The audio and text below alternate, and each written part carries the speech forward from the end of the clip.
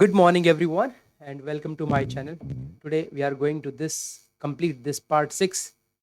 that is procedure for imposing penalties. Right? So, here we begin. 14 number, right? तो हमारा rule number 14 है ये देख लेते हैं क्या है. That is procedure for imposing major penalties. ये काफ़ी क्वेश्चन स्कोर करते हैं इसमें से. ठीक है, तो यस, चलिए शुरू करते हैं. देखिए बोलता है, no order imposing any of the penalty specified in clause 5th to 9th, यानी कि मेजर पेनल्टीज की बात हो रही है, of rule number 11 shall be made except an inquiry held. जब तक कोई इंक्वायरी उसके अंदर नहीं हो जाएगी, ठीक है, जब तक उस पर कोई मेजर पेनल्टी नहीं लगेगी, as far as may be in the manner provided in this rule, जैसे इस मैनर में बोला गया है इन रूल के अंदर, एंड रूल 15 और इन the manner provided by the provided in this Public Servant Act 1850, whereas such under this act. देखिए, तो ये कह रहा है, no order imposing any of the penalty specified in clause 5th to 9th of rule 11 okay shall be made except an inquiry held. जब तक कोई inquiry नहीं होगी, ठीक है, आप इसको याद कीजिएगा यार. कोई भी ऑर्डर जो है इम्पोजिंग एनी पेनल्टी, ठीक है, स्पेसिफाइड इन, मतलब जब तक ये नहीं होगी, जो clause number this to this major penalty जो है made except in inquiry held, जब तक इंक्वायरी नहीं हो जाती, ठीक है, as far as may be in the manner provided, जिस जिस मैनर में रूल इस रूल में लिखा हुआ है या फिर रूल 15 में लिखा हुआ है, ठीक है, और इन the manner in this rule and rule 15, ठीक है, जैसे इसमें लिखा है, और इन द मैनर, और किसके अलावा, इसके अलावा जिस मैनर में पब्लिक सर्वेंट इंक्वायरी एक्ट के अंदर लिखा हुआ है ना, इन दो के तरीके से इसके अंदर जो है इंक्वायरी चलेगी. ठीक है, चलिए हमारा ये पॉइंट क्लियर है. Next, whenever the discipline authority is the opinion that there are grounds, that means यहाँ पर क्या हुआ कि किसी भी डिसिप्लिनरी अथॉरिटी को चलाने के लिए आपके सबसे पहले क्या होना चाहिए,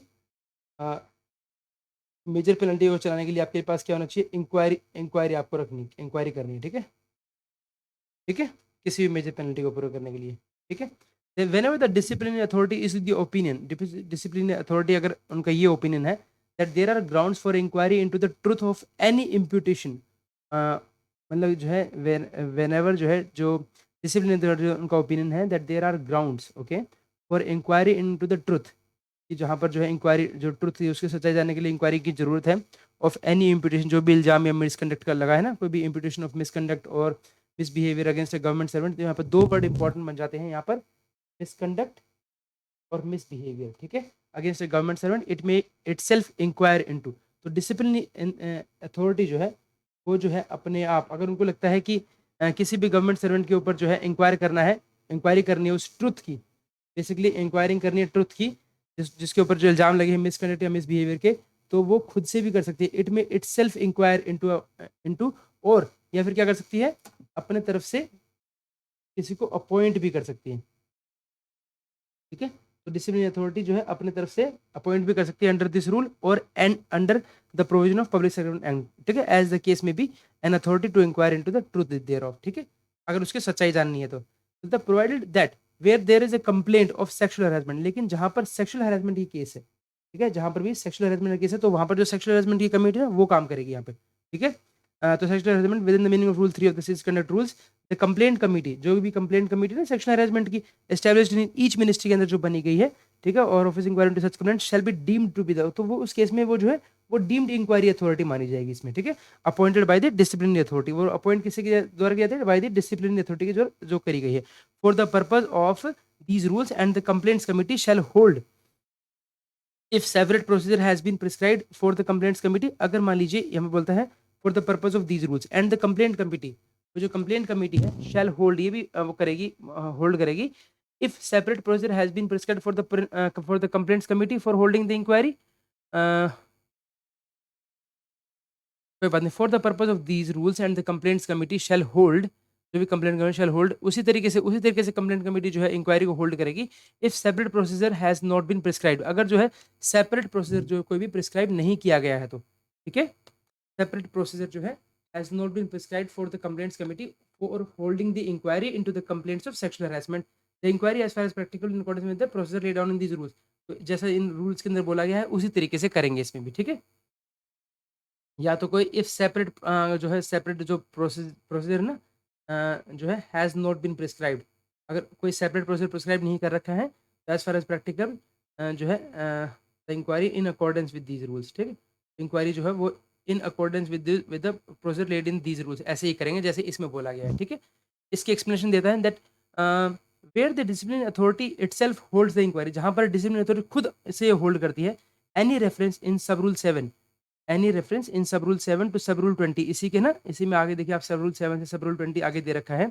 और इन सब रूल 22 तो inquiring authority shall be constituted as a reference to the discipline authority, बोलता है जहां पर भी जो डिसिप्लिन अथॉरिटी है वो खुद से होल्ड करती है inquiry in reference to the point number 7 से 20 या 22 तक टू द इंक्वायरिंग अथॉरिटी, ठीक है। एनी रेफरेंस जो भी यहाँ से इंक्वायरिंग अथॉरिटी का कोई भी रेफरेंस दे रखा है shall be constituted as a reference, तो ये जो भी यहाँ पर जो अगर वो खुद से भी करती है, फिर the discipline authority itself hold the inquiry, ठीक है। Any reference in sub rule this to this to the inquiry authority shall be constituted as a reference point, अगर वो खुद से भी करती है जो वो, तो वो जो इंक्वायरी अथॉरिटी है ना, वो सिर्फ जो है एक रेफरेंस की तरह लिया जाएगा एज ए रेफरेंस, जो अगर वो खुद से भी, अगर कोई भी डिसिप्लिनरी अथॉरिटी, और कोई भी डिसिप्लिन अथॉरिटी इटसेल्फ होल्ड, मतलब वो खुद से होल्ड करती है इंक्वायरी, ठीक है। तो जो जो रेफरेंस जो आएगा ना, जो भी इंक्वायरिंग अथॉरिटी बैठेगी, उसका जो रेफरेंस होगा वो सिर्फ रेफरेंस के लिए बैठेगी बेसिकली, ठीक है। दूसरा बोलता है where the disciplinary authority appoints retired government, जहां पर भी जो डिसिप्लिनरी अथॉरिटी है, अगर मान लीजिए किसी अब एक गवर्नमेंट रिटायर्ड गवर्नमेंट सर्वेंट को एज इंक्वायरिंग अथॉरिटी बैठाती है, ठीक है। तो यानी कि ये बात भी है कि जो डिसिप्लिनरी अथॉरिटी है they can appoint, they can appoint a retired government servant को भी जो है एज एन इंक्वायरी ऑफिसर बैठा सकती है। तो ये इंपॉर्टेंट है कि इंक्वायरिंग अथॉरिटी बैठाती है उसमें, यानी reference to in sub rule 70 से 20 तक जो लिखा हुआ है इंक्लूड सच अथॉरिटी, उसके अंदर कौन कौन सी अथॉरिटी इंक्लूड है, तो इसके अंदर यहाँ पर भी ये बैठा सकती है, डिसिप्लिन अथॉरिटी जो है अपॉइंट कर सकती है किसी भी रिटायर्ड गवर्नमेंट सर्वेंट को एक इंक्वायरिंग अथॉरिटी की तरह भी, ठीक है। इसके अलावा बात करते हैं अभी अभी हम इनके बारे में पढ़ेंगे कि किस तरीके से जो है ये अपॉइंट करेगी, कैसे जो है डिसिप्लिन अथॉरिटी जो है अपॉइंट करेगी एक रिटायर्ड गवर्नमेंट सर्वेंट को एज एन इंक्वायरिंग अथॉरिटी, ठीक है। दूसरा बात करते हैं, देखिए हमें दो पॉइंट पढ़ने में पड़े कि जब भी अगर ये अपने आप खुद से करती है डिसिप्लिन अथॉरिटी, तो उसको जो है इंक्वायरिंग अथॉरिटी जो है एक रेफरेंस की तरह काम करेगी, और इसके अलावा वो गवर्नमेंट सर्वेंट को भी जो है एक इंक्वायरिंग अथॉरिटी बैठा सकती है, ठीक है। Where it is proposed to hold an inquiry against a government servant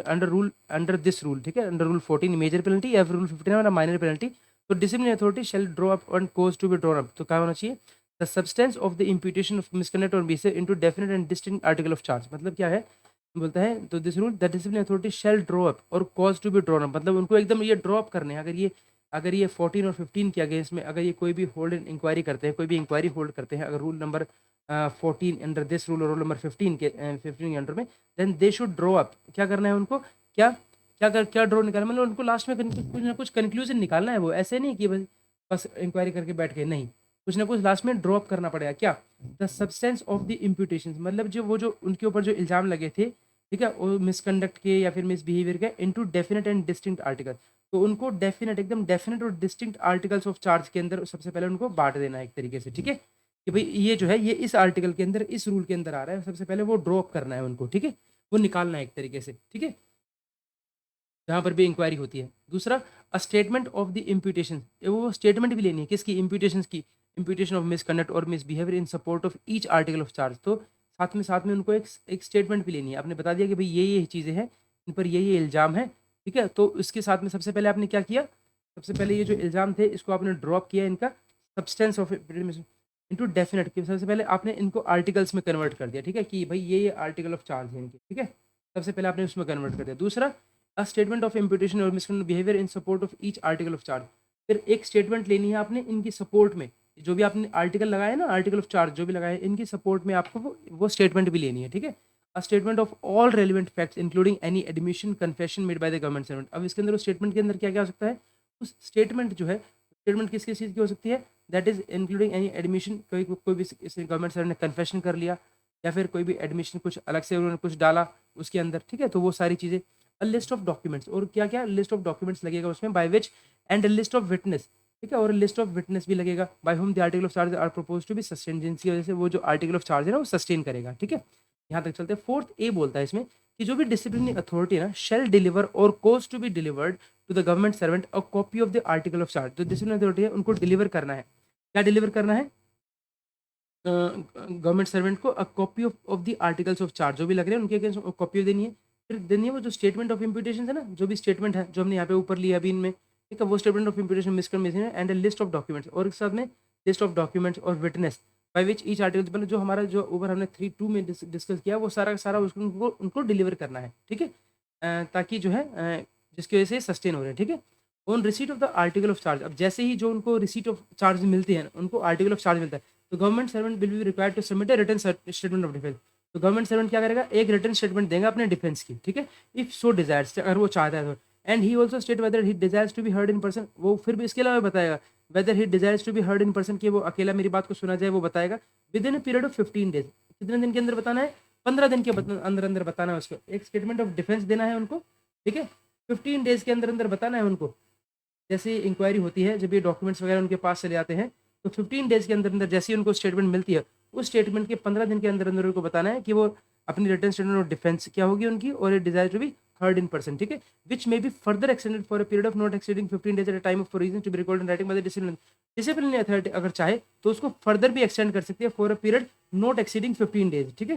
not exceeding 15 days at a time for reasons to be recorded and written, और उसके लिए जो है उसको रीजंस को जो है रिकॉर्ड करना पड़ेगा डिसिप्लिनरी अथॉरिटी को अपने उसमें, कि भाई मैं इसलिए बढ़ा रहा हूँ, ये कारण था, इसकी वजह से मैं इनको जो है 15 दिन का टाइम और दे रहा हूँ। और any other authority authorise by the, या फिर डिसिप्लिनरी अथॉरिटी खुद, या फिर जिसको भी डिसिप्लिनरी अथॉरिटी ने ऑथराइज कर रखा है इस बिहाफ पे। ठीक है, provided that under no circumstances the extension of time for filing written statement of defence shall exceed 45 days. देखिए 2 बार दिया, लेकिन इसके बाद भी वो कह रहे हैं कि किसी भी हालत में ना 45 डेज से ऊपर नहीं होना चाहिए। अंडर नो सर्कमस्टांसेस, मतलब किसी भी सर्कमस्टांसेस में, मतलब चाहे कुछ भी हो जाए, धरती पलट जाए, कुछ भी हो जाए, किसी भी सर्कमस्टांसेस में एक्सटेंशन ऑफ टाइम है ना फॉर फाइलिंग रिटन स्टेटमेंट, जब भी वो रिटन स्टेटमेंट देना चाहते हो डिफेंस, वो जो है 45 दिन से ऊपर नहीं होगा। तो 15 दिन यहाँ पे आपने ये कर दिया, 15 दिन आपने फर्दर एक्सटेंड कर दिया, यहाँ पे 15 दिन दिया। ठीक है, ठीक है, और ये कह रहा है अंडर नो सर्कमस्टांसेस 45 दिन, मतलब ज़्यादा से ज़्यादा जो है वो 45 दिन से ऊपर नहीं होना चाहिए। ठीक है, अब आगे चलते हैं। इसे बोलते हैं फिफ्थ ए, बोलते हैं on receipt of the written statement of defence. अब जैसे ही रिटन स्टेटमेंट मिली इनको डिफेंस की, तो डिसिप्लिनरी अथॉरिटी में inquire into into such of the articles of charge as are not admitted. ठीक है, अब जो भी उन्होंने जैसे डिसिप्लिन गवर्नमेंट सर्वेंट ने लिखा था कि मैं ये चार्ज जो है ये एडमिट नहीं करता हूँ। ठीक है, मुझे ठीक है, तो कंसिडर नेसेसरी, तो क्या करेगा डिसिप्लिनरी जैसी मिलती है on receipt of the disciplinary, तो डिसिप्लिनरी में इंक्वायर में इटसेल्फ इंक्वायर इनटू, खुद से वो जांच करेगी कौन कौन से किन चार्जेस में article of charge as are not admitted, जो एडमिट नहीं हुए हैं, जिन्हों गवर्नमेंट सर्वेंट कह रहे हैं कि नहीं ये तो झूठे हैं। और if it considers to be necessary to do appoint, या फिर वो क्या कर देगी, अपॉइंट कर देगी किसको, एक इंक्वायरिंग अथॉरिटी को अपॉइंट कर देगी for this purpose. And where or articles of charge have been admitted by the, यहाँ पर जो है ओके या फिर टू डू सो। ठीक है, or if it considers it necessary to do so, appoint under subarticle 2 an inquiring authority for the purpose. And where all articles of charge have been admitted by the government servant in his written statement of defense, the disciplinary shall record its finding on each charge after taking such evidence as it may think fit and shall act in a manner laid down in rule 15। ठीक है, तो अगर मान लीजिए जहां पर आपने accept कर लिए, ठीक है, वो जो है जो चार्जेस जो है दैट हैव बीन एक्सेप्टेड, ठीक है, जो भी जो आर्टिकल ऑफ चार्जेस हैं दैट हैव बीन एडमिटेड, जो भी गवर्नमेंट ने एडमिट कर लिए, गवर्नमेंट सर्वेंट ने, ठीक है, कि भाई ठीक है मैं एडमिट करता हूँ। ठीक है, तो वो जो एडिट कर लिया उसके लिए क्या करेगा, in his return statement of defence में, तो डिसिप्लिनरी अथॉरिटी शैल रिकॉर्ड, उससे क्या करेगा, shall record its finding on each charge. ठीक है, वो अपने finding after taking such evidence, ठीक है, इसको एविडेंस की तरह पर ले गए, उसमें जो है इनकी फाइंडिंग्स को रिकॉर्ड कर लेंगे। ठीक है, वो जो एडमिट कर लिया उनको रिकॉर्ड कर लेंगे, और जो नहीं किया उनके लिए उनको इंक्वायरी अथॉरिटी को बैठा देंगे। ठीक है, ठीक है, अब आगे चलते हैं। If no written statement of defence is submitted, अगर मान लीजिए सबमिट कोई नहीं दिया उन्होंने, तो disciplinary authority may itself inquire into the article of charge or may it consider necessary to do so appoint inquiry for the purpose. तब भी इवन अगर मान लीजिए कोई भी रिटन स्टेटमेंट जो है, कोई भी रिटन स्टेटमेंट नहीं दी गई, ठीक है, is submitted by the government servant, तब भी इस केस में भी जो है वो खुद से भी इंक्वायर कर सकती है into the article of charge, और कंसीडर नेसेसरी तो वो एक इंक्वायरी अथॉरिटी भी बैठा सकते हैं। मतलब चाहे वो चार्ज करे या ना करे, अगर डिसिप्लिनरी अथॉरिटी चाहे तो जैसे ही डिसिप्लिनरी एक्शन स्टार्ट होता है तो उसके अगेंस्ट में वो इंक्वायरिंग अथॉरिटी बैठा भी सकते हैं, या फिर खुद से भी वो कर सकते हैं। Where the disciplinary authority itself inquire, जहाँ पर वो खुद करती है इनटू आर्टिकल ऑफ चार्ज और appoints an inquiring authority for holding up an inquiry in such case by an order appoint a government servant or legal practitioner to be known as presenting officer to present on its behalf the case in support of the article of charge। देखिए यहाँ पर याद रखिएगा, जहाँ पर भी जो government authority है, जो अथॉरिटी है डिसिप्लिनरी अथॉरिटी इटसेल्फ इंक्वायर, या तो वो खुद करती है और इनटू एनी चार्ज या फिर अपॉइंट करती किसी for holding any into surcharge, it may be by an order. इसके अलावा जो है it may be by an order appoint, इसके अलावा भी अपॉइंट कर सकती है किसको, इसको a government servant, a government servant को, ओके, और या फिर अ लीगल प्रैक्टिशनर को, टू बी नोन एज, जो कि जिसका नाम हो जाएगा प्रेजेंटिंग ऑफिसर, जिसको बोला जाएगा, to present on its behalf the case in support of article of charge. ठीक है, तो यहाँ पर जो है जो गवर्नमेंट जो डिसिप्लिनरी अथॉरिटी है, ठीक है, वो क्या है, मे बाय एन ऑर्डर, मतलब जो है disciplinary authority may by an order appoint कर सकती है, ठीक है, एक किसको, एक गवर्नमेंट सर्वेंट को, ठीक है, गवर्नमेंट सर्वेंट या फिर एक लीगल प्रैक्टिशनर को, दोनों में से किसी को भी कर सकती है, जो कि जिसके नाम से जाना जाएगा, जिसका नाम होगा प्रेजेंटिंग ऑफिसर। ठीक है, तो क्या होगा, वो प्रेजेंटिंग ऑफिसर होगा। तो अब देखिए, सबसे पहले इन्होंने एक इंक्वायरिंग अथॉरिटी बैठाई, फिर उसके बाद देखिए सबसे पहले जो हम यहीं लिख लेते हैं इन चीज़ों को, ये इंपॉर्टेंट है यार, ठीक है, तो that's the reason why we are writing this, कि सबसे पहले जो हमारे पास क्या आया, वो आया हमारे पास डिसिप्लिनरी अथॉरिटी। ठीक है, क्या है, डिसिप्लिनरी अथॉरिटी। अब डिसिप्लिनरी अथॉरिटी ने क्या किया, एक इंक्वायरिंग अथॉरिटी बैठा दिया। ठीक है, और इंक्वायरिंग अथॉरिटी को उन्होंने क्या किया, उन्होंने अपॉइंट किया था। ठीक है, ठीक है, सिमिलरली यहाँ पर एक किसी भी गवर्नमेंट सर्वेंट को या फिर लीगल, क्या बोलते हैं, लीगल प्रैक्टिशनर, जो भी लीगल प्रैक्टिशनर है, उन दोनों में से, उन दोनों में से जो है वो एक प्रेजेंटिंग, उनको बोला जाएगा प्रेजेंटिंग ऑफिसर, जो कि उनके बिहाफ पे प्रेजेंट करेंगे उस केस को। ठीक है, ठीक है, जो आर्टिकल ऑफ चार्ज है उनको सस्टेन करवाएंगे, तो वो जो है उनको बैठा देंगे यहाँ पे, मतलब अपॉइंट कर देंगे। ठीक है, for the purpose of this rule the expression government servant includes a person who has ceased to be a government servant. ठीक है, तो मतलब यहाँ पर जो है गवर्नमेंट सर्वेंट जो बोल रहे हैं ना, ये दैट मीन्स और गवर्नमेंट सर्वेंट जो है और legal person to be known as this, तो यहाँ पर for the purpose of this rule the expression government servant includes a person who has ceased to be in government service, मतलब जो है रिटायर्ड गवर्नमेंट सर्वेंट की बात हो रही है यहाँ पे। ठीक है, तो ये जो गवर्नमेंट सर्वेंट है, ये कौन है, ये रिटायर्ड गवर्नमेंट सर्वेंट है, उनको भी दे सकती है ये। ठीक है, और यहाँ पे ये जो गवर्नमेंट सर्वेंट है, ये क्या है, ये रिटायर्ड भी हो सकते हैं, ये इंपॉर्टेंट है यार, यहाँ पे रिटायर्ड भी हो सकते हैं। ठीक है, बल्कि नहीं, रिटायर्ड ही होंगे, बल्कि प्रेजेंटिंग ऑफिसर होना, for the purpose of this expression government servant includes a person, मतलब उनको भी है कि वो गवर्नमेंट सर्वेंट भी हो सकते हैं। ठीक है, जो कि एक्स गवर्नमेंट सर्वेंट, एक तरीके से मैं कहूँगा रिटायर्ड गवर्नमेंट सर्वेंट भी हो सकते हैं। ठीक है, नेक्स्ट बोलता है, सिक्स वाला पार्ट बोलता है आपका,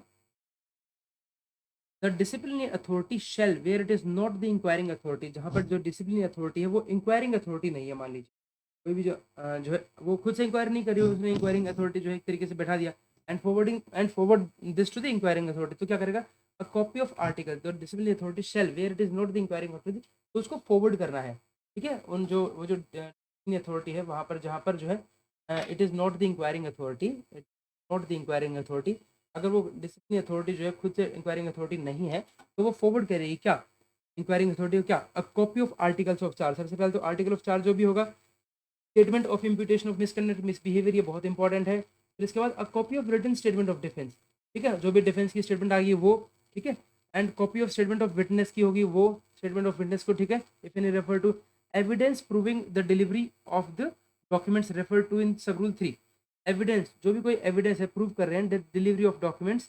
हाँ, जो भी कोई एविडेंस अगर ये प्रूव करते हैं कि ये जो डॉक्यूमेंट्स है इनके पास डिलीवर हो गया है, ठीक है, मतलब हमने उन जो गवर्नमेंट सर्वेंट को डिलीवर कर दिया है, तो वो डिलीवरी रिपोर्ट भी देंगे, एक तरीके से आपको एविडेंस देंगे उस डिलीवरी का। ठीक है, कि हाँ जी हाँ इनको सर्व हो गया है। ठीक है, अ copy of the order appointing the presenting officer, और इसके अलावा इंक्वायरिंग ऑफिसर को ये भी बताएंगे कि भाई इस केस में ना आपका प्रेजेंटिंग ऑफिसर ये है। ठीक है, तो ये सब कुछ जो है वो इंक्वायरी अथॉरिटी को दे देंगे। ठीक है, now the government servant shall appear in person, अब गवर्नमेंट जो सर्वेंट वो चाहता है कि भाई मैं खुद से अपीयर हूँ in person before the inquiring authority, shall appear in person before the inquiry on such day at time within 10 working days from the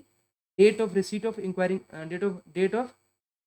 the articles of charge and the statement of imputation of misconduct misbehavior, as the inquiring authority may by notice in writing specify in behalf or within such further time not exceeding 10 days as the inquiring authority may allow। देखिए, तो government servant जो है shell appear in person, देखिए government servant जो है उसको appear होना है ना, शेल अपीयर इन पर्सन, ठीक है, तो वहाँ पर अपीयर इन पर्सन होना है, ठीक है, बिफोर द इंक्वायरिंग अथॉरिटी। अब किस डेट पे, on such day and such time within 10 working days, within 10 working days from the date of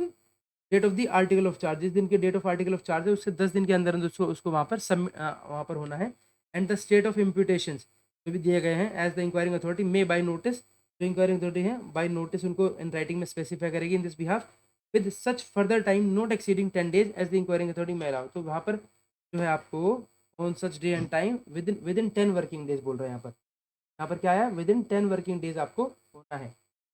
10 days के अंदर अंदर आपको वहाँ पर प्रेजेंट होना है। इसके अलावा ठीक है, एज इंक्वायरी में by noting in this behalf or within such further time, इसके अलावा वो 10 दिन और भी दे सकते हैं आपको, with in further time not exceeding 10 days. ठीक है, आपको 10 डेज जो है फर्दर भी दे सकते हैं, फर्दर भी आपको 10 डेज दे सकते हैं, मतलब आपको टोटल जो है एक तरीके से वहाँ पर 20 दिन के अंदर हो गया, लेकिन आप 10 डेज ही लिखेंगे इसको कि आपको 10 डेज के अंदर अंदर वहाँ पर उनके पास जो है इन पर्सन जो है वहाँ पर पहुँचना है। और अगर आप चाहें तो okay, from the receipt of the inquiring authority of the article of charge in this, ठीक है, स्पेसिफाई इन दिस बिहाफ और which with in such further time not exceeding 10 days on such, अच्छा अच्छा अच्छा, नहीं नहीं नहीं, देखिए 10 डेज ये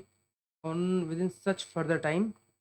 but not exceeding 10 days. Okay, यहाँ पर 10 डेज दोबारा नहीं दे रहा है, ये थोड़ा ध्यान देने वाली बात है इस पर कि वो कह रहे हैं कि आपको जो है उस सच डेट और टाइम पर जो है आपको वहाँ पर अपीयर होना है। ठीक है, and on such day and at such time within 10 working days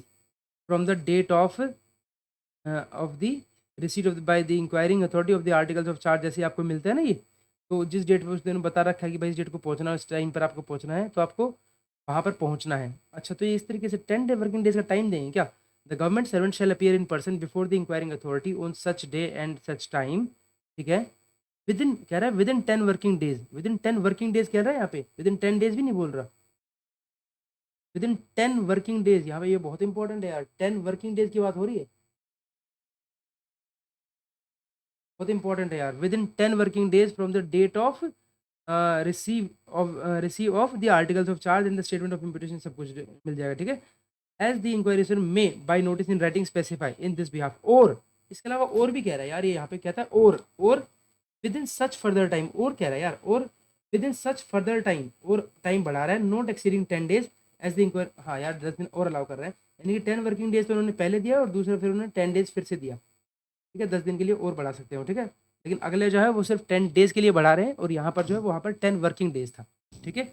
अब ये चलते हैं, यहाँ तक क्लियर हो गया। चलिए जी, 8th पॉइंट बोलता है a government servant may take the assistance of any other government servant posted in any office. अब गवर्नमेंट सर्वेंट जो है वो अपने तरफ से किसी की हेल्प भी ले सकते हैं। Yes, he can take the, he may take the assistance of any other government servant. ठीक है, posted in any office, posted in any office इधर एट इज हेडक्वार्टर। देखिए यहाँ कहता है इधर एट इज हेडक्वार्टर, या तो उसके हेडक्वार्टर पे है कोई बंदा, ठीक है,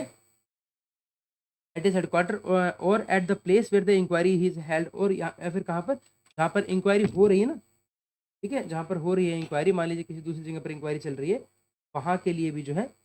वो किसी असिस्टेंट मतलब गवर्नमेंट सर्वेंट को ले सकते हैं। ठीक है, गवर्नमेंट सर्वेंट को ले सकते हैं। अब गवर्नमेंट सर्वेंट तो वो भी ले रहे थे, वो रिटायर्ड गवर्नमेंट सर्वेंट भी ले रहे थे जिसको उन्होंने प्रेजेंटिंग ऑफिसर बनाया था। ठीक है, to present the case on his behalf, अगर वो चाहे तो अपने बिहाफ पे वो प्रेजेंट केस कर सकते हैं, but may not engage a legal practitioner. लेकिन तो बोलता है but he may not engage a legal practitioner for the purpose unless the presenting officer appointed by, जब तक जो प्रेजेंटिंग ऑफिसर जो है ना, अगर वो लीगल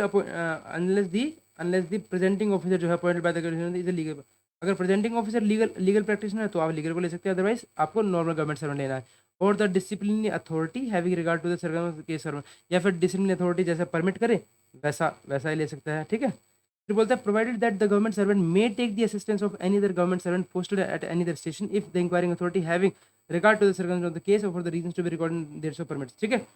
अगर मान लीजिए ये कहता है कि गवर्नमेंट सर्वेंट है may take the assistance of any other government servant, ठीक है, posted at any other station, कोई भी गवर्नमेंट सर्वेंट है उसकी भी असिस्टेंस ले सकते हैं वो। ठीक है, he may take the assistance of a government servant, ठीक है, एनी अदर गवर्नमेंट सर्वेंट, ठीक है, posted at any other station if the inquiring have regard to the, अगर कुछ सर्कमस्टांसेस इस तरीके के होते हैं और अगर आपको inquiring authority having regard to this, ठीक है, पहले वाले केस में क्या था, डिसिप्लिन अथॉरिटी कर रही थी, यहाँ पर inquiring authority having regard to circumstance of the case as and for the reasons to be recorded in writing so permits. ठीक है, तो यहाँ पर जो है पहले आपका क्या था, पहले आपका डिसिप्लिन अथॉरिटी था, पहले केस में डिसिप्लिन अथॉरिटी था, यहाँ पर क्या है आपका इंक्वायरिंग अथॉरिटी है। ठीक है, ये दोनों में क्या है, लीगल प्रैक्टिशनर के बारे में जो है अगर अपॉइंट करने की बात है तो डिसिप्लिन अथॉरिटी करेगी, लेकिन अगर किसी बंदे को कोई दूसरा आउट स्टेशन से लेना तो वो इंक्वायरी अथॉरिटी करेगी। ठीक है, अगर आउट स्टेशन से आपको किसी को लेना है तो it will be done through the inquiring authority. ठीक है, अगर लीगल प्रैक्टिशनर की बात हो रही है तो वो डिसिप्लिन अथॉरिटी करेगी, क्या इंपॉर्टेंट रखिएगा। ठीक है, बात करते हैं आगे, the government servant shall not take the assistance of any other government servant who has 3 pending disciplinary cases on hand in which he has to give assistance. ठीक है, तो यहाँ पर 3 से उनके केस से ज़्यादा नहीं होने चाहिए, तो उनको shall not take the assistance,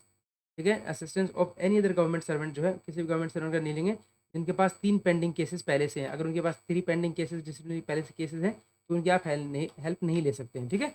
अगला बोलता है 3 का B part, the government servant may also take the assistance of a retired government servant to a present case on the behalf subject to such condition that is specified president from time to time. ठीक है, तो वो जो है assistance ले सकते हैं किसका, he can take the assistance of a retired government servant की भी ले सकते हैं। ठीक है, और प्रेजेंट में behalf subject to the condition, subject to conditions जो है वो कौन से, जैसे प्रेजेंट स्पेसिफाई करते हैं। ठीक है,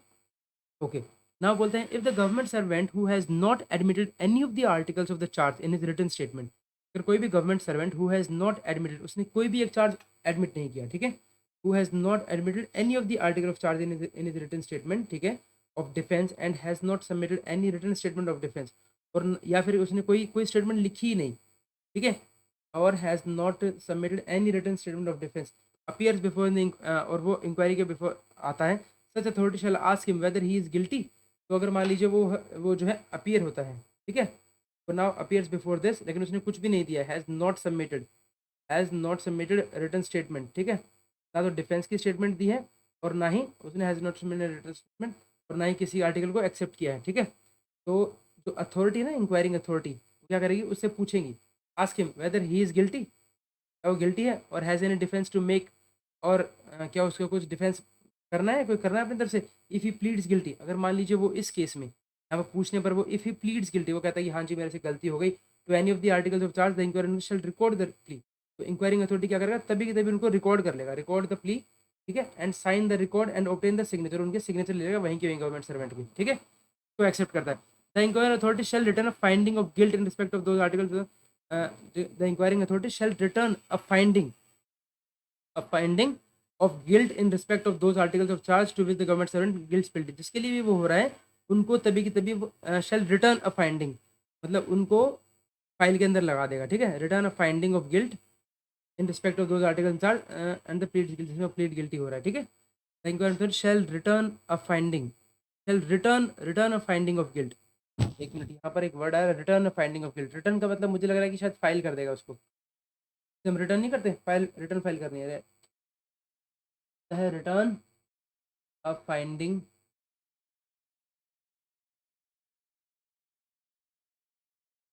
ऑफ गिल्ट मीनिंग, मतलब फाइंडिंग ऑफ गिल्ट नहीं, रिटर्न का मतलब पूछ रहे हैं हम, तो वही का मीनिंग देख लेते हैं। रिटर्न का मतलब होता है to come, to go back to a place, to go back to a form or usual activity condition, coming back, giving, sending, putting or taking something back. Okay,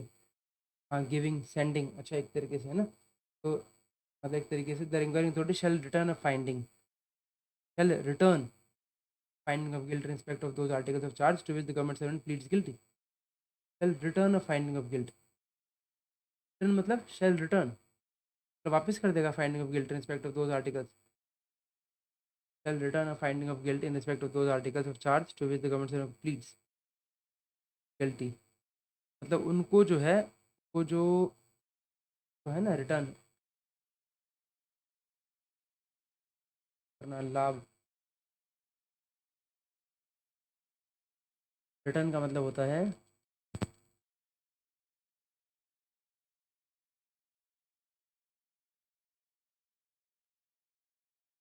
will return a finding of guilt,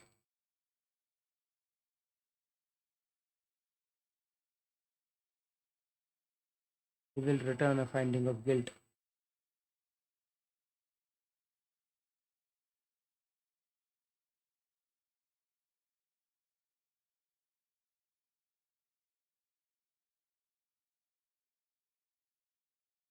report एक तरीके से he will report a finding of guilt in respect of, इनका अगर मैं हाँ, अगर हम तो go back, come back, give back, homecoming, yield, profit, gain। चलिए ठीक है, तो मतलब रिटर्न मतलब एक तरीके से वो उनको मतलब उनकी फाइंडिंग्स जो है ना के पास आई हैं, यहाँ पर जो भी यहाँ पर जैसे हमें आ रहा है यहाँ पर एडवांटेज ले लेगा, मतलब उसका एक तरीके से रिटर्न ऑफ फाइंडिंग, एक रिपोर्ट, एक तरीके से रिपोर्ट ऑफ फाइंडिंग, रिपोर्ट करेगा वो, ठीक है, finding of guilt in respect of those articles of charge to which the government servant pled, ठीक है। जी आगे चलते हैं।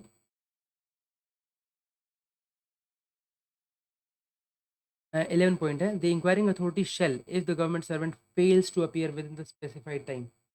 द इंक्वायरिंग अथॉरिटी जो shall if the government servant करेगी, shall if the government servant fail to appear, अगर government servant fails to appear with in the time specified और refuses to omit or omits to plead, they require the presenting officer to produce the evidence by which he proposes to prove the articles of charge and shall adjourn the case to a later date not exceeding 30 days after recording an order that the government servant may for the purpose of preparing his defense। ठीक है, तो ये देखो क्या कहता है, the inquiring authority shall if the government servant fails to appear, ठीक है, वो उस टाइम पर नहीं आता या फिर रिफ्यूज कर देता है या फिर omit to plead, कहता है नहीं मेरी गलती नहीं है, require the presenting officer to produce the evidence by which proposes to prove the articles of charge,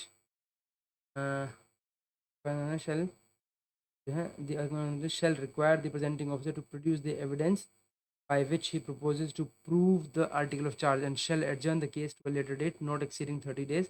after recording an order that the government servant may for the purpose of preparing his defense inspect within 5 days of the order or within such further time not exceeding 5 days as the inquiring authority may allow the documents specified in the list, they submit a list of witnesses to be examined on his behalf। Okay नहीं आया मुझे समझ। The government servant applies orally or in his writing for the supply of copies of statement of witness in the refer to servant the government shall furnish him such copies as early as possible not expiring less than 3 days before the commencement examination of the witness on authority. ये कह रहा है कि inquiring authority shall the government servant fail to appear, मतलब government अगर मान लीजिए government जो सर्वेंट है वो फेल हो गया, उनके सामने नहीं आया उस टाइम के अंदर या फिर रिफ्यूज़ कर देता है या फिर कहता है कि मेरी कोई गलती नहीं है, ठीक है, तो इंक्वायरी ऑफिसर क्या करेगा उसके अंदर, इंक्वायरिंग ऑफिसर जो है रिक्वायर द प्रेजेंटिंग ऑफिसर, जो प्रेजेंटिंग ऑफिसर ना उनको बोलेगा require the presenting to produce the evidence, कि आप एविडेंस प्रोड्यूस कीजिए, ठीक है, produce the evidence by which he proposes to prove the article of charge. मतलब इंक्वायरिंग ऑफिसर अथॉरिटी जो है, अथॉरिटी इंक्वायरिंग ऑफिसर की बात नहीं हो रही है, इंक्वायरिंग अथॉरिटी है,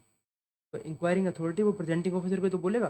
तो वो जो है इंक्वायरिंग अथॉरिटी है ना कि इंक्वायरिंग ऑफिसर, ठीक है, दैट्स इंक्वायरिंग अथॉरिटी। ये बात याद रखिए, डिसिप्लिन अथॉरिटी ने एक और इंक्वायरी अथॉरिटी बना दी,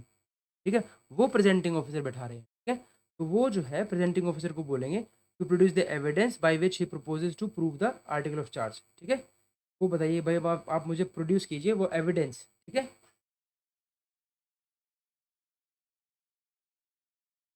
डिसिप्लिन अथॉरिटी ने इंक्वायरिंग अथॉरिटी बैठाई, इंक्वायरिंग अथॉरिटी ने प्रेजेंटिंग ऑफिसर को बैठा दिया, ठीक है ना, यही यही हुआ है ना।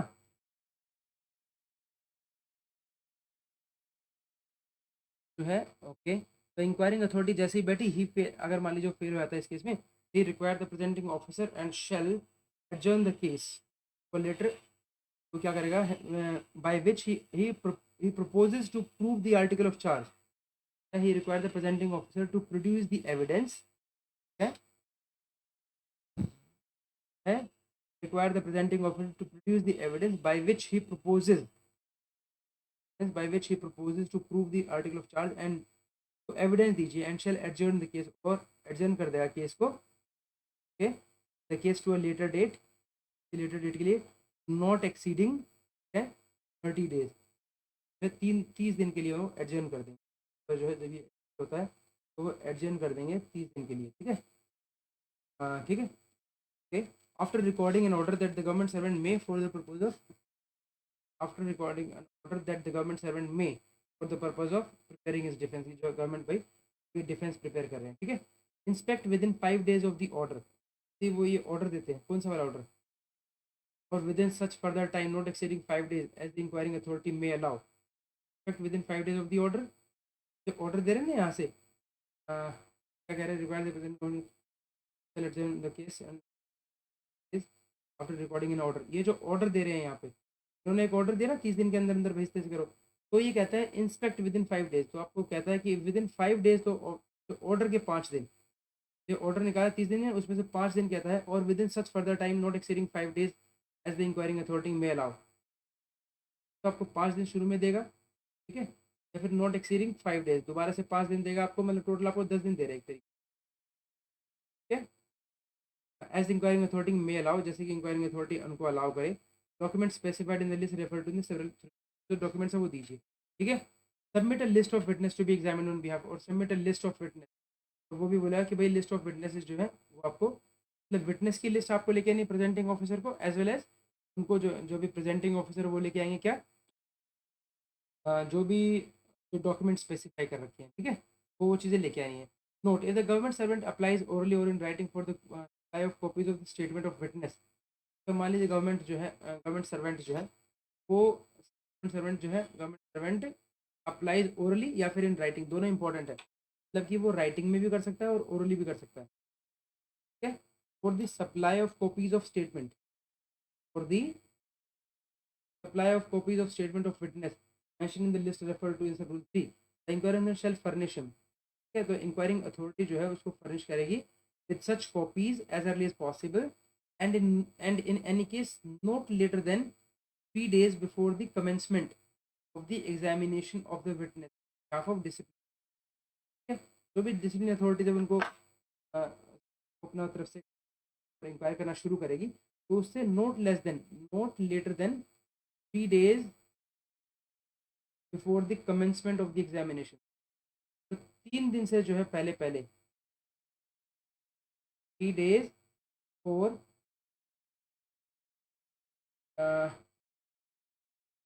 है ना, फॉर इंक्वायरी ऑफ विटनेस, इसमें तो उनको दे देना ही, ठीक है। इसके अलावा क्या करेंगे वो, give a notice within 10 days of the order or within such further time not exceeding 10 days, then give a notice, एक नोटिस देंगे with in 10 days of the order, 10 दिन के अंदर, 5 दिन 10 दिन के अंदर ऑफ द ऑर्डर, और with in such further time not exceeding 10 days as the inquiring authority may allow, and for the discovery of production or production of any document which are in the possession of government but not mentioned in the list, फिर या क्या करेंगे, इसके अलावा एक notice देंगे, ठीक है। इसके अलावा क्या दिया, गिव अ नोटिस,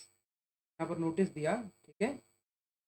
जो ये है क्या नाम है आपका, जो इंक्वायरिंग अथॉरिटी है, एक नोटिस देंगे विद इन 10 days, 10 दिन के अंदर अंदर, 10 दिन के अंदर अंदर एक नोटिस दिया, ठीक है।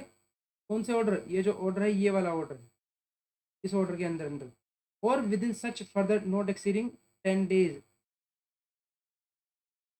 12 से 10 days फर्दर कर दिया,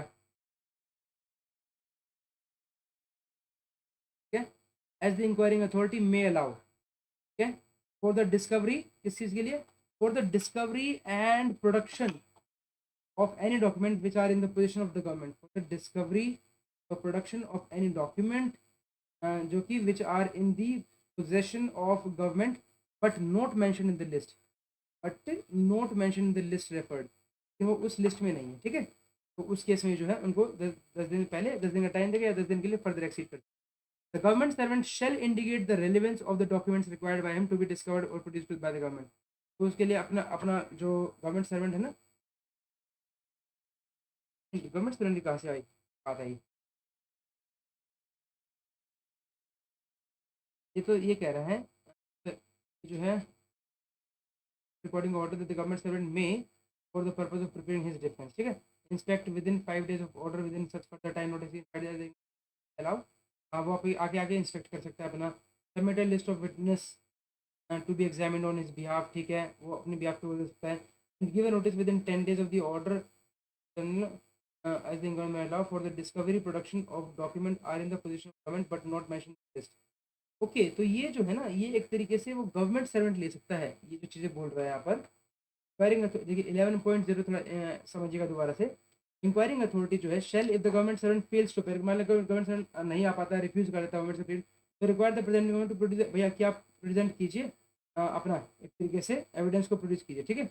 ठीक है, और एडजन कर देंगे केस को टू रिलेटेड नॉट एक्सीडिंग 30 दिन का टाइम दे देंगे भाई, 30 दिन के अंदर अंदर आपको हम जो है इस तरीके से करेंगे, after recording note the government servant may for the purpose in his defence, अपने डिफेंस के लिए आप क्या कर सकते हो, उसके अंदर लिख के देंगे हम, आप डिफेंस चाहते हो ना, तो आप क्या कर सकते हो, आप अपने इंस्पेक्ट कर सकते हो विद इन 5 days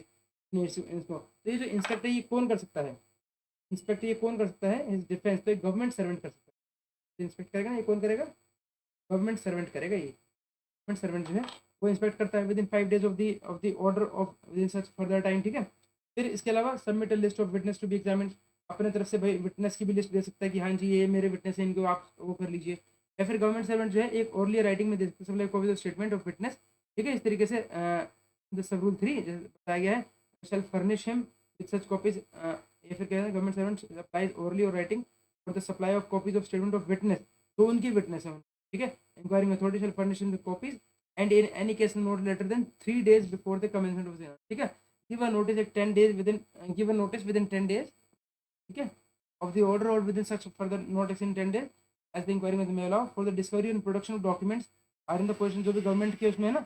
वो भी डॉक्यूमेंट्स ले सकता है वो इस तरीके से, ठीक है। The government servant shall indicate the relevance, और गवर्नमेंट सर्वेंट को है ना वो बताना पड़ेगा, shall indicate the relevance of the documents कि भाई इनका मेरे अंदर क्या काम है,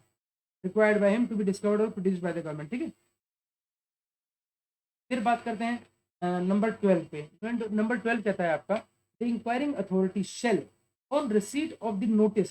for the discovery or production of document forward the same or copies thereof to the authority in whose custody or possession the documents are kept. Inquiring authority जो है अपनी तरफ से shall on receipt of the notice for the discovery or production of documents, जो कि वो मांग रहा है बंदा, ठीक है। तो क्या है कि जो enquiring authority shall on receipt of a notice, जो उसको नोटिस मिला, on receipt of the notice, ठीक है, on the receipt of the notice from government servant, ठीक है, government servant for the discovery or production of document forward the same copies thereof to the authority in whose custody or position the documents are kept, ठीक है, forward the same or copies thereof to the authority. अच्छा, मतलब वो जो है अपने पास से क्या करेगी, फॉरवर्ड करेगी, वो करेगी अपने तरफ से forward the same or copies thereof to the authority, उस अथॉरिटी को वो भेजेगी letter in whose custody or possession documents are kept, जिनकी ये जो है डॉक्यूमेंट्स रखे हुए हैं वहाँ पर, within requisition for the production of documents at by such date as may stated in such requisition, ठीक है, कि भाई आप इतने दिन के अंदर दे दीजिए हमें ये डॉक्यूमेंट्स, ठीक है। ठीक है, तो वो उन्होंने अब इंक्वायरिंग अथॉरिटी ने क्या कर दिया, इनको रिक्वेस्ट किया, फॉरवर्ड कर दिया एक तरीके से, ठीक है, जिसकी भी कस्टडी में वो डॉक्यूमेंट्स रखे हुए हैं, ठीक है,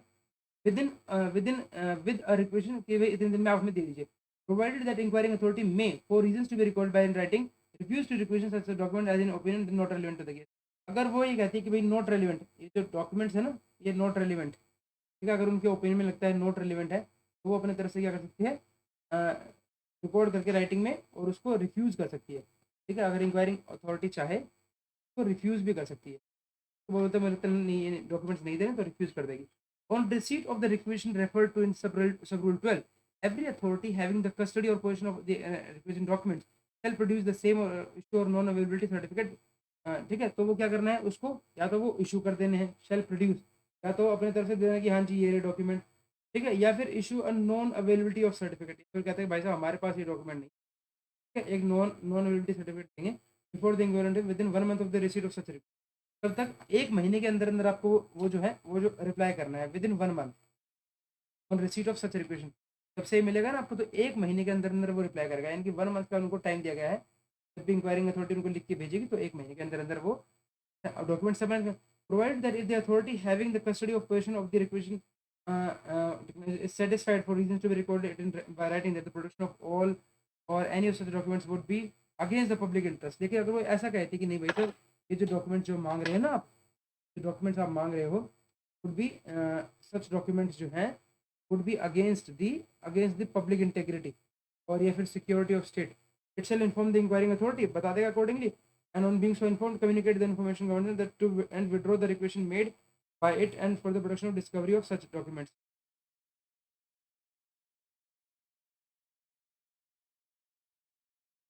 ये डॉक्यूमेंट्स कौन से वो डॉक्यूमेंट की बात कर रहे हैं यहाँ पर, ये जो डॉक्यूमेंट डॉक्यूमेंट बोल रहे हैं ये पहले इंक्वायरिंग अथॉरिटी मान रही थी उनसे, inquiring authority shall the government servant fails to appear, ठीक है, तो require the presenting to produce the evidence, ठीक है, and shall adjourn case and after recording order the government servant for the purpose of preparing his defence. हाँ, अब वो inspect कर लेगा अपने आप तरीके से,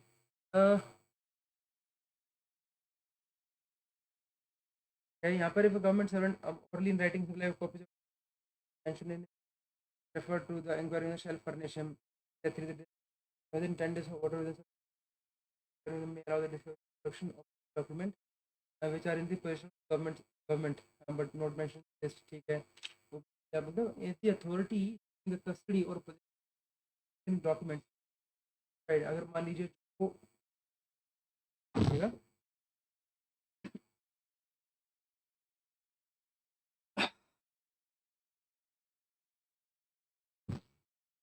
well, provided that if the authority having the custody or possession of requisite document is satisfied, जिसके पास जो है authority having the custody, ठीक है, of such documents against the public interest है, तो it shall inform the, तो क्या करेगा अपनी तरफ से इन्फॉर्म करेगा, ठीक है, तो क्या करेगा अपनी तरफ से इन्फॉर्म करेंगे, inform the inquiring authority accordingly and shall on being so informed communicate the communicate to the, और फिर जो है इंक्वायरिंग अथॉरिटी इन्फॉर्म करेंगे to the government servant, communicate करेंगे to the government servant and withdraw to the requisition made by it for production or discovery of such documents. तो फिर और इसके बाद withdraw कर लेंगे the requisition made by it for production of or discovery of such documents. ठीक है, ठीक है जी। नेक्स्ट बात करता है on the date of 14 number पर हम on the date fixed for the inquiry, ठीक है, the oral and the documentary evidence by which the article of charge are propose to be proved shall be produced by or on the behalf of disciplinary authority. तो on the date fixed date of inquiry, जो भी आपका fixed है, जो भी inquiry के लिए fix का ये डेट, ठीक है, on the date fixed for inquiry oral or documentary evidence by which the article of charge are proposed to be proved, ठीक है, shall be produced on or on behalf of the disciplinary authority. The witness shall be examined, ठीक है, तो उस जिस दिन भी inquiry held हो रही है ना, उस दिन क्या करेंगे, ओरल और डॉक्यूमेंट्री एविडेंस जो भी आपके पास है, चाहे आपके पास ओरल एविडेंस है या फिर डॉक्यूमेंट्री एविडेंस है, जो भी आपके पास एविडेंस है, by which the article of charge are proposed, जिनके आप कह रहे हैं कि प्रपोज टू बी प्रूव्ड, ठीक है, shall be produced by or on behalf of disciplinary authority, वो उनको आपको उस दिन करने हैं, ठीक है। The witness shall be examine, तो उस दिन क्या होगा, विटनेस को एग्जामिन किया जाएगा, ठीक है, bye or on behalf of presenting officer, and may be cross examine किया जाएगा उनको bye or on behalf of the government servant,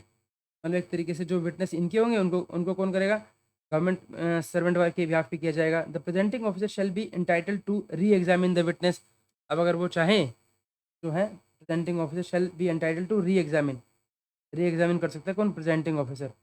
देखो इसको शुरू से पढ़ेंगे, थोड़ा इंपॉर्टेंट है कि on the date the fix for the inquiry the oral और documentary evidence by which the articles of charge are propose to be proved, ठीक है, यानी कि ये गवर्नमेंट वाले की बात कर रहा है, शैल बी प्रोड्यूस्ड, ठीक है, गवर्नमेंट अथॉरिटी ने उसके बिहाफ पे प्रोड्यूस करने पड़ेंगे। Witness shall be examine by or on behalf of presenting officer, ठीक है, and may be cross examine by or on behalf of government servant. तो यहाँ पर विटनेस जो है, जो भी गवर्नमेंट वाले जो विटनेस है, यहाँ पर जो विटनेस की बात हो रही है ना, ये विटनेस कौन से, ये विटनेस वो वाले हैं जो गवर्नमेंट ये विटनेस कौन है, जो कि गवर्नमेंट की तरफ से हैं, गवर्नमेंट की तरफ वाले हैं, ठीक है। Witness will be examined by or on behalf of presenting officer and may be cross examine by or on behalf of government servant. Presenting officer जो है वो shall be entitled to re examine the witness, वो re examine कर सकते हैं on any points on which they have been cross examine, जिस पर वो क्रॉस है, but not on a new matter, ठीक है, लेकिन किसी भी नए मैटर के लिए नहीं, बट री एग्जामिन कर सकते हैं वो, ठीक है, on any points on which they have been cross-examined, but not on a new matter, without the leave of the inquiry authority। यहाँ पर लीव का मतलब परमिशन है यार, विदाउट द लीव का मतलब यहाँ परमिशन है, without the leave of the inquiring authority, ठीक है, जब तक इंक्वायरी अथॉरिटी उनको नहीं बोलेगी जब तक नहीं करेंगे उनको, ठीक है। The inquiring authority may also put such questions to the witness as it's a thing fit, तो इंक्वायरी अथॉरिटी तो वहीं बैठी होती है, इंक्वायरी अथॉरिटी भी अपने तरफ से कुछ चाहे तो क्वेश्चन उनसे कर सकती है, ठीक है। अब आगे करता है, if it shall appear necessary before the close of the case on behalf of the disciplinary authority, if it shall appear necessary, अगर ये नेसेसरी अपीयर होता है, if it shall appear necessary before the close of the case on behalf of disciplinary authority The inquiring authority may in its discretion allow the presenting officer to produce evidence not included in the list given to the government servant. ठीक है, अब देखिए कुछ documents ऐसे हैं जो उन्होंने नहीं दिए थे, तो अगर यहाँ पर बीच में ऐसा अपीयर होता है, if it shall appear necessary, ऐसा नेसेसरी होता है before the close of the case, before the close of the case on behalf of discipline authority, तो क्या कर सकते हैं, जो भी यहाँ पे इंक्वायरिंग अथॉरिटी है ना, may in its discretion, may in its discretion जो है अलाउ द प्रेजेंटिंग ऑफिसर, कि भाई प्रेजेंटिंग ऑफिसर आप क्या कीजिए, आप प्रोड्यूस कीजिए, क्या करेंगे आप प्रोड्यूस एविडेंस, आप एविडेंस प्रोड्यूस कीजिए not included in the list, जो लिस्ट के अंदर इंक्लूडेड नहीं थे, ठीक है, given to the government servant and may itself call for new evidence, या फिर अपने तरफ से भी वो नया एविडेंस ला सकते हैं, और may itself call for new evidence or recall, या फिर रिकॉल भी कर सकते हैं और री एग्जामिन भी कर सकते हैं any witness, and in such case the government servant shall be entitled to have if it demands to a copy of the list of further evidences. तो इस तरीके से जो गवर्नमेंट सर्वेंट जो है ना, जब उन्होंने पेश कर दिया अपने तरफ से, केस में जो गवर्नमेंट सर्वेंट है, इन सच केस जो गवर्नमेंट सर्वेंट है ना, वो जो है he can have, he is entitled to have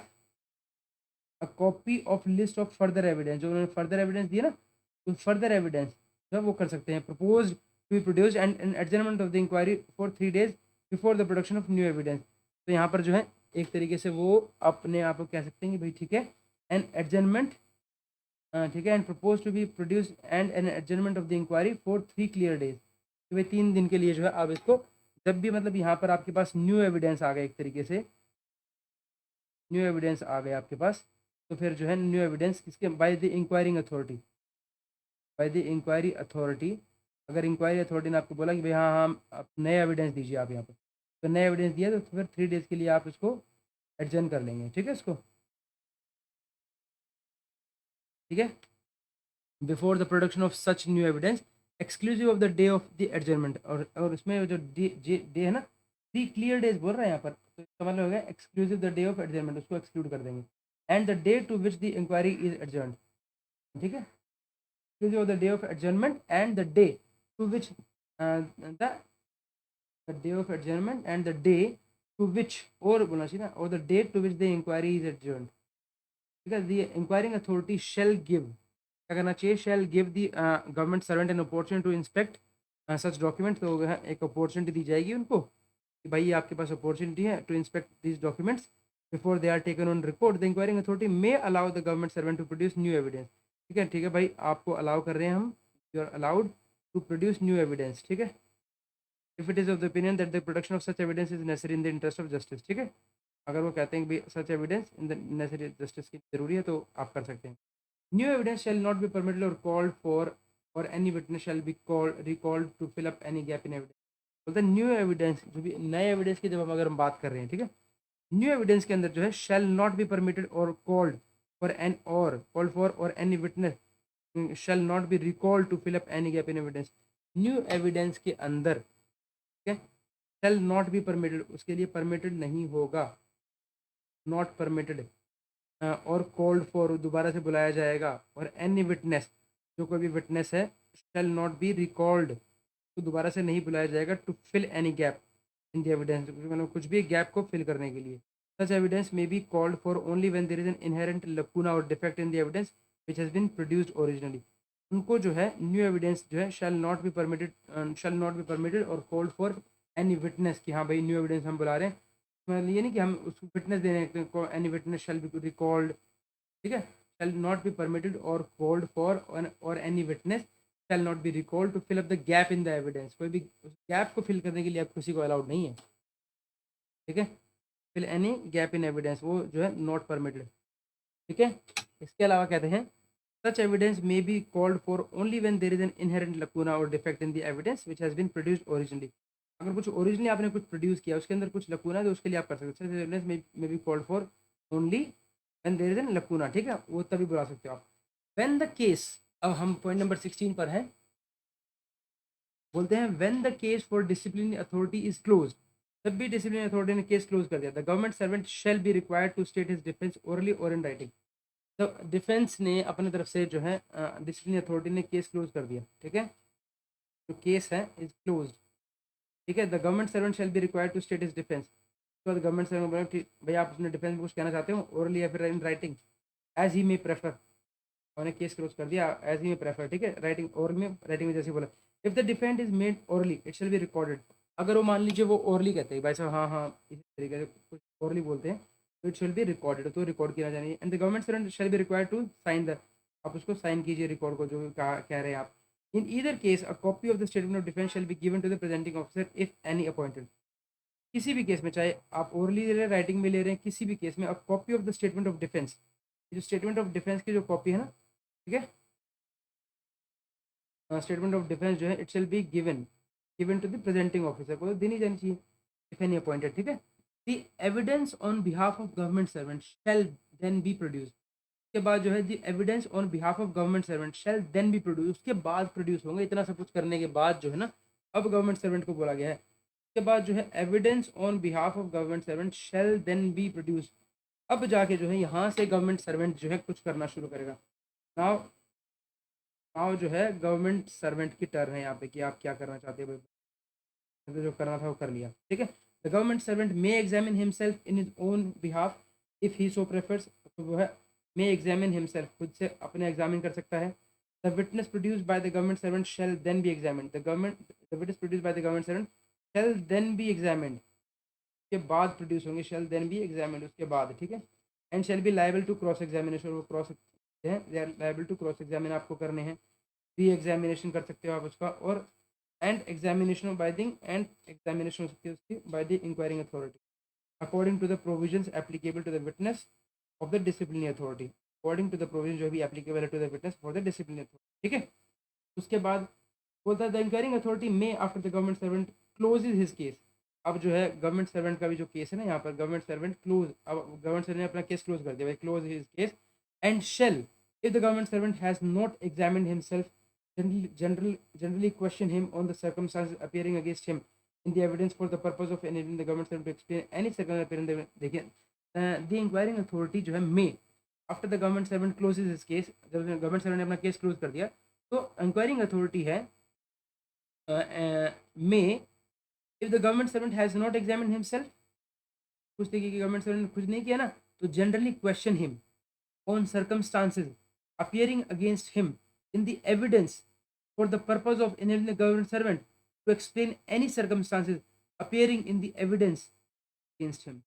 मतलब कि एक तरीके से इंक्वायरिंग अथॉरिटी ना उनसे पूछती है, जब उन्होंने गवर्नमेंट सर्वेंट ने अपना केस क्लोज कर दिया ना, गवर्नमेंट सर्वेंट जो है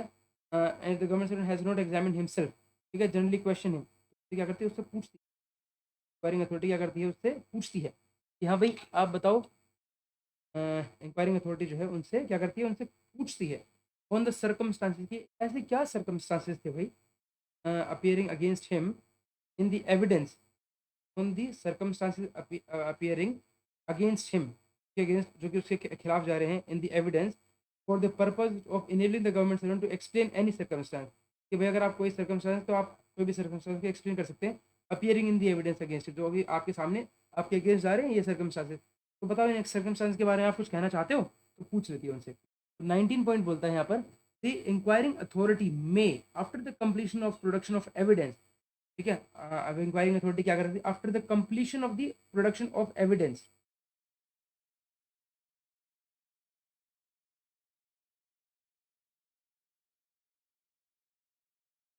हाँ डिसिप्लिन अथॉरिटी इंक्वायरी अथॉरिटी रखा एक प्रैक्टिशनर, ठीक है, ठीक है जी चलिए। The inquiring authority may after the completion of the production of evidence, जब इंक्वायरिंग अथॉरिटी जो है वो after the completion of production of evidence here the presenting officer if any appointed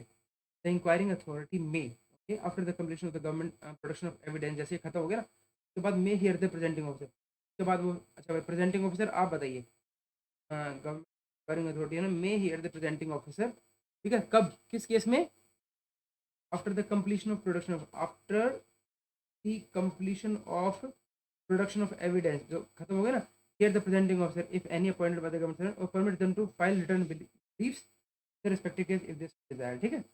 हाँ जी, फिर if the government servant to whom a copy of the articles of charge has been delivered does not submit the written statement of defence on or before the date specified for the purpose and does not appear in person before the inquiring authority or otherwise fails to refuse to comply with the provisions, the authority may may hold the inquiry, ठीक है। यहाँ पर अगर मान लीजिए the inquiring authority जो है may hold the inquiry ex parte कर सकती है। एक्स पार्टी कर सकती है किस केस में? अगर जो गवर्नमेंट सर्वेंट है ना, whom a copy of the article that has been government servant he does not submit the return statement, ठीक है, कोई डिफेंस नहीं देता अपनी तरफ से, ठीक है, before the date specified for the purpose, does not appear, आता भी नहीं है इन पर्सन, ठीक है, और अदरवाइज फेल्स और refuses to supply to comply the provisions of the rule, ठीक है, केस में जो है एक्स पार्टी कर सकते हैं। क्या कर सकते हैं? X party. एक्स पार्टी का मतलब वैसा पार्टी होगी, हम अपने तरफ से डिसीजन सुना रहे हैं, ठीक है। फिर discipline authority competent to impose any of the penalties specified in 1 to 4, यानी कि जो माइनर पेनल्टी की बात कर रहे हैं, but not competent to impose any of the penalty specified in this major penalty has itself inquired into or cause to be inquired into. फिर discipline authority, देखिए जब भी कोई डिसिप्लिन अथॉरिटी है, जब भी वो कंपेरेंट है to impose any of the penalties, ठीक है, जो कि 1 से 4 तक है, जो ठीक है, but not comparing to this, वो 1 to 4 के बारे में बात कर रहे हैं। अगर कोई भी डिसिप्लिनरी अथॉरिटी कॉम्पिटेंट है, ठीक है, टू इम्पोज 1 to 4, ठीक है, तो इस केस में क्या करेंगे वो? As itself inquired into or cause to be inquired into the articles of any charge and that authority having regard to its own finding or having regard to any of the finding of the inquiring authority appointed by it is of the opinion that the penalty specified in this to this of rules should be imposed, that authority shall forward the records of the inquiry to such disciplinary authority as compared to impose the last mentioned penalties. Okay, देखिए ध्यान से देखिएगा इसको, यहाँ पर भी एक disciplinary authority है, वो कॉम्पिटेंट है किसमें? It is competent to impose any of the penalties, कोई भी पेनल्टी लगा सकती है आप, ठीक है, जैसे फर्स्ट से लेकर माइनर पेनल्टीज मतलब लगा सकती कोई भी, बट नॉट कॉम्पिटेंट, लेकिन वो कॉम्पिटेंट नहीं है किसमें? But that is not competent to impose any of the penalty specified in this, इसलिए नहीं है। हैज इट सेल्फ इंक्वायर्ड,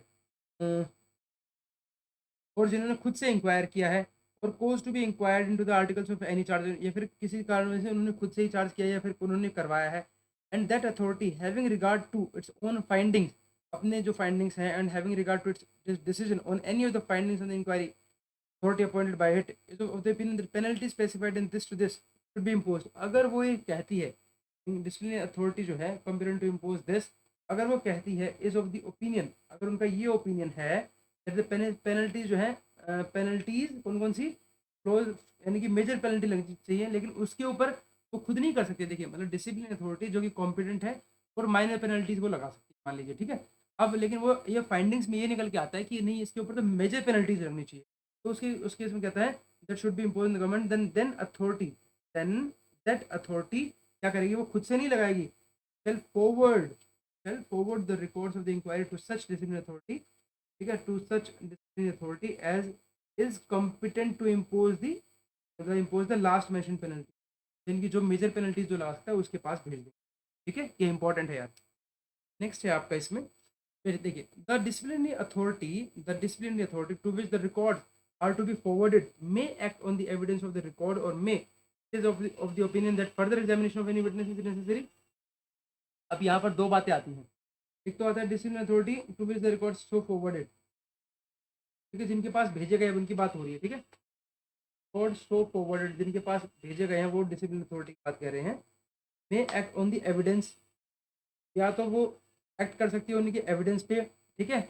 और या फिर फर्दर एग्जामिनेशन भी कर सकती है on any of the witness is necessary in the interest of justice. Recall the witness, examine, तो क्या कर सकती है? रिकॉल कर सकती है विटनेस को, एग्जामिन कर सकती है, क्रॉस एग्जामिन कर सकती है,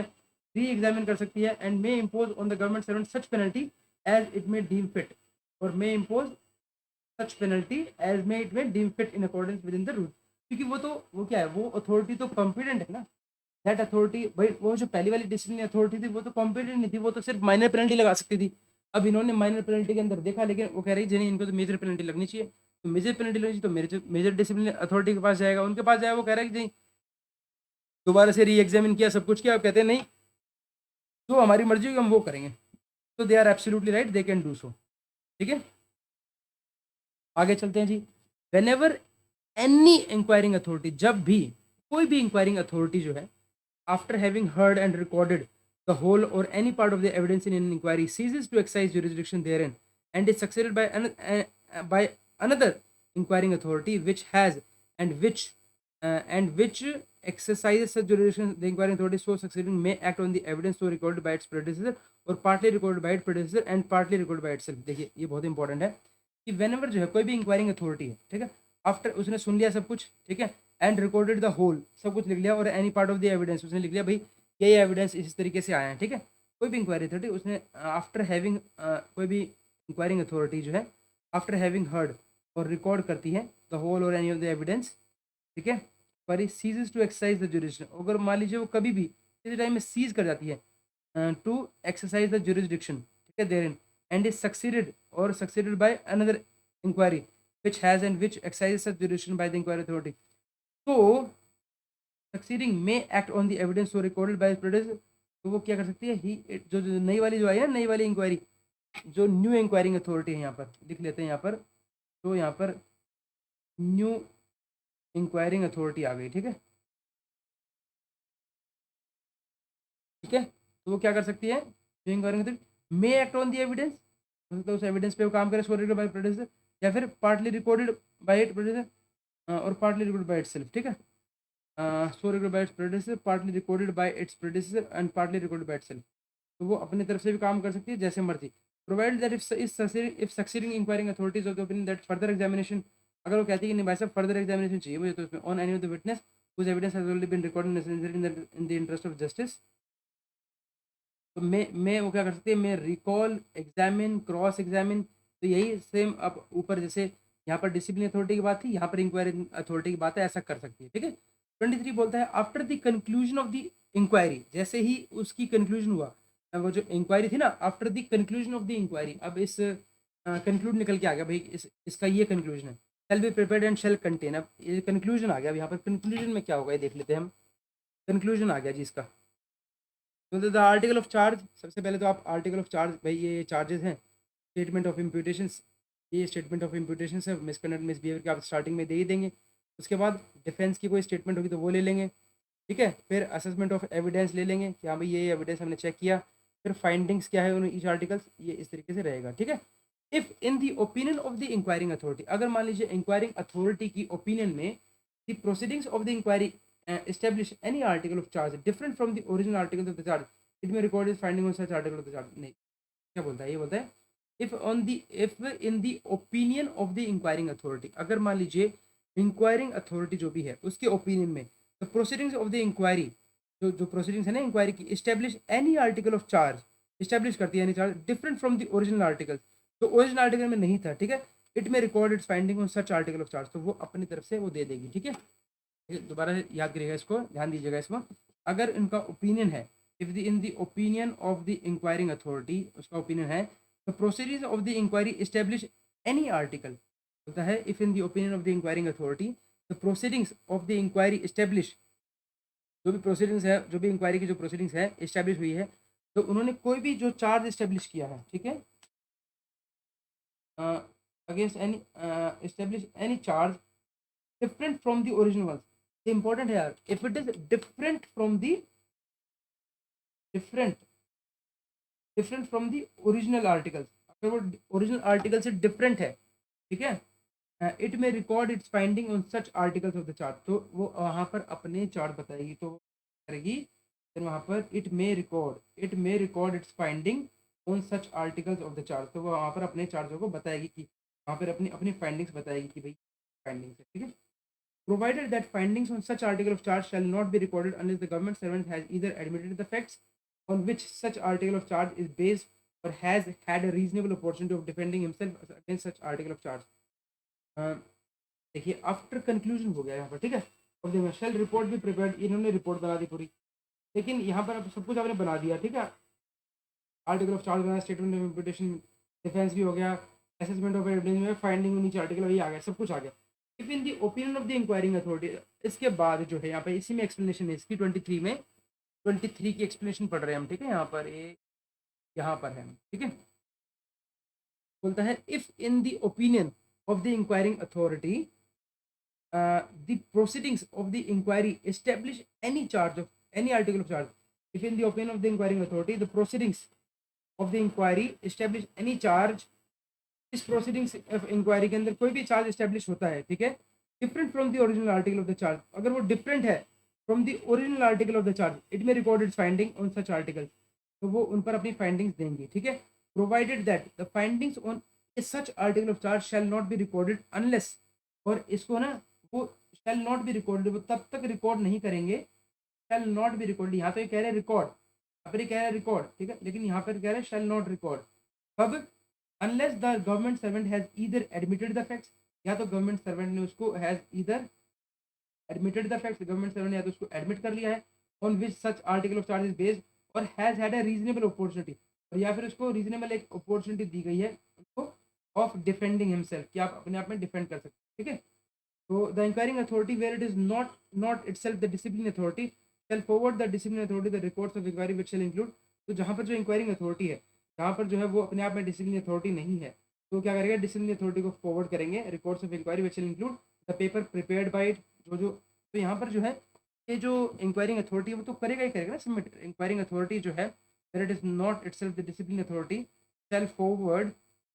द डिसिप्लिन अथॉरिटी, ठीक है, क्या क्या, तो रिपोर्ट प्रिपेयर्ड बाय, भाई ये हमारी रिपोर्ट है, prepared by it, the written statement of defence, ठीक है, okay, oral and documentary evidence, ठीक है, written briefs filed by the presenting officer or the government servant board during the course of inquiry, the orders if any made during disciplinary inquiry in regard of the inquiry,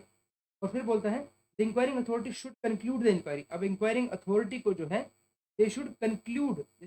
the inquiry and submit his report within a period of 6 months,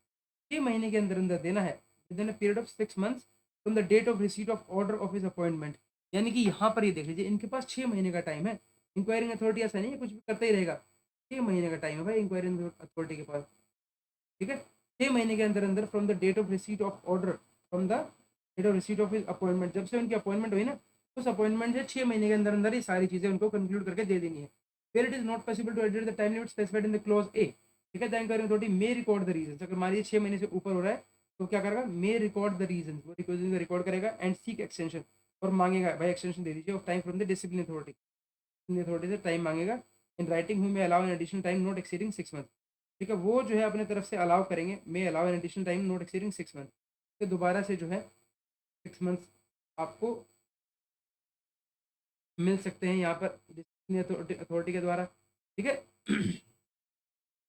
फिर बोलते हैं the extension for a period not exceeding 6 month at a time may be allowed, the extension for a period of not exceeding 6 month at a time may be allowed for any good and sufficient reason, ऐसे नहीं किसी भी case में देंगे, आपके पास good और sufficient reason होना चाहिए to be recorded in writing, ठीक है, in writing by the disciplinary authority or any other authority authorized by the disciplinary on this behalf, ठीक है, तभी आपको अगर आपके पास कुछ अच्छा सा रीजन होगा तभी आपको मिलेगा, ठीक है, ये हो गया क्लियर। चलिए जो हमारा जो रूल जो 14 है ये हमारा हो गया है, ठीक है। अब बात करते हैं हम इसकी जीआईडीज के बारे में, इसमें काफ़ी सारी जीआईडीज हैं, तो हम इस ये जो जितने भी दे रखा है ना ये रूल है, हालांकि देखिए काफ़ी कुछ समझ में आ गया है इसमें, बट फिर भी देखिए जो जीआईडीज है these are really very important, थोड़ा सा फास्ट पढ़ेंगे, ट्राई करेंगे कि इनको जल्दी जल्दी कवर कर लें इनको, ठीक है। ठीक है जी, बात करते हैं इसमें, बोलता है प्रोसिक्यूशन शुड प्रीसीड जो है डिपार्टमेंटल एक्शन, देखिए प्रीसीड का मतलब पहले होगा, जो भी प्रोसिक्यूशन होगा ना वो डिपार्टमेंट से पहले होना चाहिए, ऐसा नहीं कि पहले आपने डिपार्टमेंटल एक्शन लिया प्रोसिक्यूशन अभी तक हुआ नहीं है, ठीक है। तो इसमें हमें हालांकि इसका पता चल गया है क्या कहना चाह रहा है ये, अगर कुछ इंपॉर्टेंट होगा तो अंडरलाइन करेंगे वरना सिर्फ रीड करके आगे बढ़ जाएंगे, ओके। देखिए the following procedure should normally be adopted in the case of एलिज्ड criminal misconduct, ठीक है, ये किस केस में प्रोसिक्यूशन हो रहा है, ऑब्वियसली जिसमें एलिज्ड जो है क्रिमिनल मिसकंडक्ट है उसी के बारे में बात हो रही है। बोलता है as soon as sufficient evidence is available for the purpose in the course of investigation case conduct, whether such investigation is conducted departmentally or through the police, as soon as sufficient evidence is available for the purpose, okay, in the course of investigation in cases of misconduct, whether such investigation या तो कहीं departmental में conduct हो रही है और through the police including the special police action should be taken fourth, लेना चाहिए। It has been decided that prosecution should be the general rule in all those cases which are found fit to be sent to court, ठीक है। तो उस case में क्या कह रहे हैं कि प्रोसिक्यूशन जो है ना, प्रोसिक्यूशन जो बोलते हैं prosecution should be the general rule, तो होगा ही होगा in all the cases which are found fit to be sent to court, जो कोर्ट तक जाएंगे उनमें प्रोसिक्यूशन होना ही होना after investigation, and in which the offences are of bribery, ठीक है, या फिर जो केसेस हैं जैसे and in which the offences are of, जैसे ब्राइबरी हो गया, करप्शन हो गया, एंड क्रिमिनल मिसकंडक्ट हो गया, ठीक है, involving loss of substantial public funds हो गया। In such cases department action should not precede proceeding. ये बहुत इंपॉर्टेंट बोल रहे हैं यहाँ पर, that in such cases department action should not precede prosecution, ठीक है। In other cases involving less serious offenses or involving malpractices of a departmental nature, department action only should be taken out, and the uh, action should be taken, and the question of prosecution should generally not arise. Whenever, however, there is unresolved difference of opinion between the CBI and to whether prosecution in court or department action should be resorted to in the first instance, the matter should be referred to CBC for advice, ठीक है, ठीक है। ये कह रहा है in other cases, जैसे यहाँ पर क्या कह रहा है कि अगर कोई भी ऐसा केस है जिसमें आपको जो है यहाँ पर जो है केसेस जो है फिट हैं, केसेस जो है which are found fit to be send to court, ठीक है। और यहाँ पर दूसरा एक और बात बोलता है यहाँ पर, इन अदर केसेस इन्वॉल्विंग, बोलता है in other cases involving less serious offences, ठीक है, और involving mall practices of a departmental nature, department nature कोई माल प्रैक्टिस हो गया, डिपार्टमेंटल एक्शन हो गया, शुड ओनली बी टेकन, ठीक है, उसमें सिर्फ आपको डिपार्टमेंट इलेक्शन और इस केस में जैसे बोल रहा है आपका जिसमें लेस सीरियस ऑफेंस है, ठीक है, उसके अंदर आपको सिर्फ डिपार्टमेंट इलेक्शन लेना, ठीक है। The question of prosecution should generally not arise whenever however there is unresolved difference. मान लीजिए कहीं पर डिफरेंस आ जाता है, ठीक है, डिफरेंस आ गया आपका बिटवीन द सीबीआई और द एडमिनिस्ट्रेटिव अथॉरिटी कंसर्न, ठीक है, तो इस केस में आप क्या कर सकते हैं, should be referred to CBC, तो आप सीबीसी को रेफर कर सकते हैं, ठीक है। नेक्स्ट बोलता है before initiating criminal proceedings advice on evidence should be obtain from government council. Criminal proceedings चलाने से पहले आपको, जब भी आप क्रिमिनल प्रोसीडिंग्स किसी पर चलाते हैं, ठीक है, बोलता है बिफोर इनिशिएटिंग क्रिमिनल प्रोसीडिंग्स अगर आप किसी के ऊपर चलाना चाहते हैं तो advice on the evidence from the government council, तो गवर्नमेंट काउंसिल से आपको पूछ, ठीक है, एडवाइस ले लेनी चाहिए आपको गवर्नमेंट काउंसिल की, ठीक है। And in more important cases from the attorney general, कोई ज़्यादा इंपॉर्टेंट केसेस है, ज़्यादा इंपॉर्टेंट केसेस है तो आप उसको अटॉर्नी जनरल से भी आप ले सकते हैं, और द सॉलिसिटर जनरल, ठीक है, इनसे भी ले सकते हैं। Where the conflict of an officer disclose a grave offence of criminal nature, criminal prosecution should be the rule and not the exception, ठीक है। वेयर द कंडक्ट जो है of an officer discloses a grave offense of a criminal nature, criminal prosecution should be the rule, ठीक है, and not the exception, मतलब वो rule में होना चाहिए, not the exception. Where competent authority is satisfied that there is no criminal case which can be reasonably sustained against such officer, criminal prosecution should not be of course to resorted to, but prosecution should not be avoided merely on the ground that that case might be lead to acquittal, ठीक है। हाँ, लेकिन ये नहीं करना है आपको, but prosecution should not be avoided, prosecution जो है ना should not be avoided, avoid नहीं करना है, merely on the ground that the case जो है माइट लीड टू एक्विट, तो छूट जाएगा चाहे कुछ भी हो, अगर कुछ भी गलत किया है तो केस लगेगा, ठीक है। Guidelines for checking delay in grant of section for prosecution, अब कुछ गाइडलाइंस है इसके बारे में, ठीक है, कि हमें ये थोड़ा सा पढ़ना है, तो I don't want to skip this, थोड़ा सा मानते हैं इसको, थोड़ा वैसा है बट पढ़ सकते हैं इसको। अब ये गाइडलाइंस दे रखी है इन्होंने कि किस तरीके से डीए और सीवीसी अगर हो जाती है तो क्या होगा, adhere to guidelines of issue by DBD regarding grant of sanction of for prosecution के बारे में दे रखा है, मतलब ये पूरा इसी में चल रहा है ये आपका simultaneous action of prosecution court and departmental proceedings, ठीक है। कुछ इंपॉर्टेंट लगता है तो we will find this out, चलिए पढ़ना तो जरूरी है एक बार। The Honorable Delhi High Court on its own motion has taken suo motu cognizance of a newspaper report relating to long delay in grant of sanction for prosecution, and the Honorable has expressed its concern over the non-action on the part of committee granting sanction for prosecution, ठीक है, and despite the fact that Honorable Court in Vineet Dharan had added that time limit for 3 months for grant of sanction, पर आपको एक time limit मिल गई ना, यहाँ पे time limit दे रखी है आपको कि टाइम लिमिट है पर time 3 months for grant of sanction for prosecution है, टाइम 3 मंथ्स है, 3 मंथ के अंदर आपको सैंक्शन फॉर प्रोसिक्यूशन देना है, मस्ट बी स्ट्रिक्टली एडेड to, however additional time of 1 month में भी allowed where consultation provide with, यहाँ पर 1 महीने का आपको और टाइम दिया सकता है जहाँ पर आप कंसल्ट कर रहे हैं, कंसल्ट करने विद द एजी, ठीक है, ठीक है। इस तरीके से यहाँ पर जो है आपका सैंक्शन ऑफ प्रोसिक्यूशन की आपको 3 महीने का टाइम है, सैंक्शन फॉर प्रोसिक्यूशन क्या है आपका, 3 मंथ्स का टाइम है, ठीक है। और इवन आपको 1 महीने का टाइम और मिल सकता है जब आप किसी एजी से कंसल्ट करते हैं तो, ठीक है। तो आपके पास 2 टाइम लिमिट आ गई। दूसरा बोलता है delay in the disposal of sanction of prosecution cases note the interest of the government. The government is keen that innocent officers should not needlessly face harassment through prosecution, while at the same time the really culpable and guilty officers should not escape prosecution on account of failure of the competent to appreciate properly the fact brought out in the CBI investigation. In order to ensure that cases for grant of sanction are disposed of quickly, it has been decided the following measures should be adopted with immediate effect. In cases investigated by the CBI against any public servant who is not removable from his office except with the sanction of the president, the CBI forwards its final report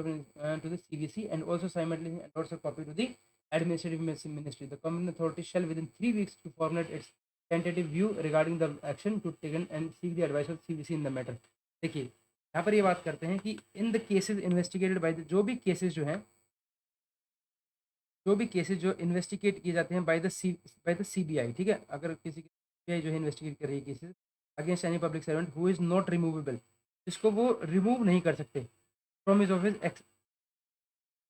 accept with the, वो क्यों remove नहीं कर सकते, क्योंकि उसके लिए except with the sanction of the president. मान लीजिए कोई क्लास 1 है, ठीक है, उसके बिना उसको रिमूव नहीं किया जा सकता। तो सीबीआई क्या करेगी, सीबीआई क्या करेगी, अपने फॉरवर्ड करेगी its final report to the CVC, ठीक है। एंड साइमल्टेनियसली एक और साथ साथ में क्या करेगी, एंडोर्स करेगी copy to the administrative ministry, दोनों को देगी, ठीक है। अब ये जो कॉम्पिटेंट अथॉरिटी शेल, ये जो कॉम्पिटेंट अथॉरिटी है ना, ये क्या करेंगे, आपकी competent authority shall within 3 weeks, मतलब 3 वीक में अंदर, 3 वीक्स के अंदर अंदर क्या करेंगे, ये आपका 3 वीक्स के अंदर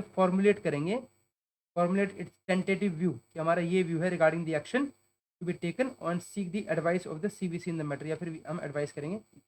ठीक है। ठीक है जी, ये आ गया हमारे पास। दूसरा बोलता है the CVC would tender it's advice with in 10 days of the concern. अब कोई भी मिनिस्ट्री अगर आती है, मान लीजिए एडमिनिस्ट्रेटिव मिनिस्ट्री कोई भी पहुंचती है उनके पास, सीवीसी जो है वो 10 दिन के अंदर tender it's advice with in 10 days, मतलब 10 दिन के अंदर अंदर वो आपको वो देगी, एडवाइस देगी सीवीसी, ठीक है।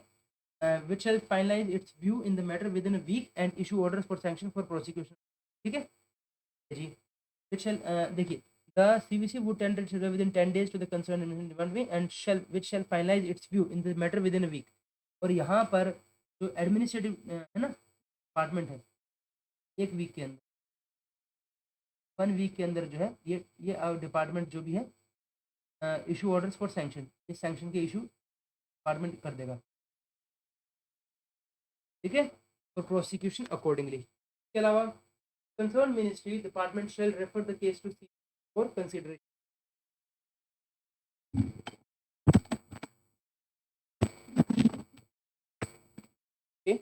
बोलते हैं द कंसर्न मिनिस्ट्री, जो भी कंसर्न मिनिस्ट्री है डिपार्टमेंट है ना, shall refer the case to CVC, और उसके बाद जो भी कंसर्न मिनिस्ट्री है shall refer the case to CVC for reconsideration only in exception, reconsideration के लिए,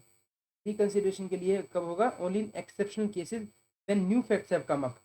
कब करेंगे, when new facts come to light। Committee of experts proposed to be set up by the CVC, the expert drawn from civil services, public sector undertakings and bank shall examine the CBI recommendation, ठीक है। क्या करेंगे, जो भी experts है, the committee of experts, ठीक है,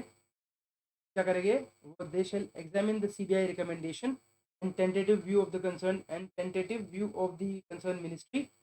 detail and CVC would render appropriate advice and CVC जो है would render appropriate advice to the competent authority based on the finding of the expert committee within a fortnight. तो सिर्फ 15 दिन के अंदर अंदर उनको, अगर मान लीजिए आप रिकंसिडरेशन है तो 15 दिन के अंदर अंदर जो है आपके पास वो भेज देंगे,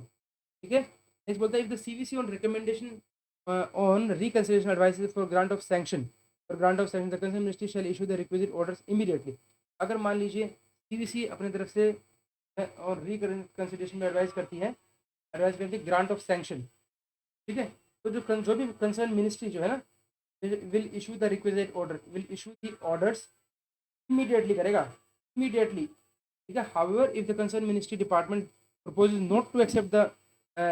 reconsidered advice of the CVC, the case will be referred to Department of Personnel। अगर मान लीजिए कोई भी जो मिनिस्ट्री है वो मिनिस्ट्री जो भी है जो भी मिनिस्ट्री है, अब ये जो है not to accept the accept नहीं करती सीवीसी एडवाइस को, ठीक है। तो फिर जो है it will be refer to DOPT, फिर जो है ये डीओपीटी को चला जाएगा। Department of personnel training shall decide the case within 3 weeks. अब जो डीओपीटी है ना यहाँ पर, विद इन 3 वीक्स जो है and convey decision to the concern ministry, shall decide the case, ठीक है। तो डीओपीटी जो है यहाँ पर वीक का टाइम लेगी, तो बताइए क्या करना है इस केस में, ठीक है। फिर बोलता है the responsibility of processing cases for sanction of prosecution with in the time limits laid down shall continue to remain with the administrative the responsibility जो है processing case for sanction of prosecution with in the time limits laid down shall continue to remain with the administrative के पास ही रहेगा। All pending cases for sanction of prosecution would be reviewed every month. अब जितने भी pending cases हैं, ठीक है, ऑल पेंडिंग केसेस, जितने भी पेंडिंग केसेस हैं फॉर सैंक्शन ऑफ प्रोसिक्यूशन जो है, सैंक्शन ऑफ प्रोसिक्यूशन के लिए would be reviewed, they will be reviewed every month. हर महीने उसको आपको एवरी मंथ आपको उसको रिव्यू करना है, ठीक है, by the concern secretary to ensure that it is the case for grant of sanction for with in the time given time frame. The central CVC जो है will call as propose by a meeting of secretaries and such department where they are delays. जहाँ पर delays होगा वो CVC है ना, CVC अपनी तरफ से क्या करेगा, डिलेज के लिए उनको बुलाएगा according to sanction for review from time as deputy attention on such delays, ठीक है। In case of decision is not taken by the administrative, in case a decision is not taken by the administrative department within the time laid down, the concerned secretary of the department shall mandatorily forward a written explanation to the cabinet secretary for appropriate examination by the competent authority, ठीक है। In case a decision is not taken, मान लीजिए in case the decision is not taken by the administrative ministry with in the time limit let down, concern secretary जो भी होंगे department shall mandatorily forward written explanation to the cabinet secretary for appropriate examination by the competent authority. Forward the written explanation to the CABSEC for appropriate examination.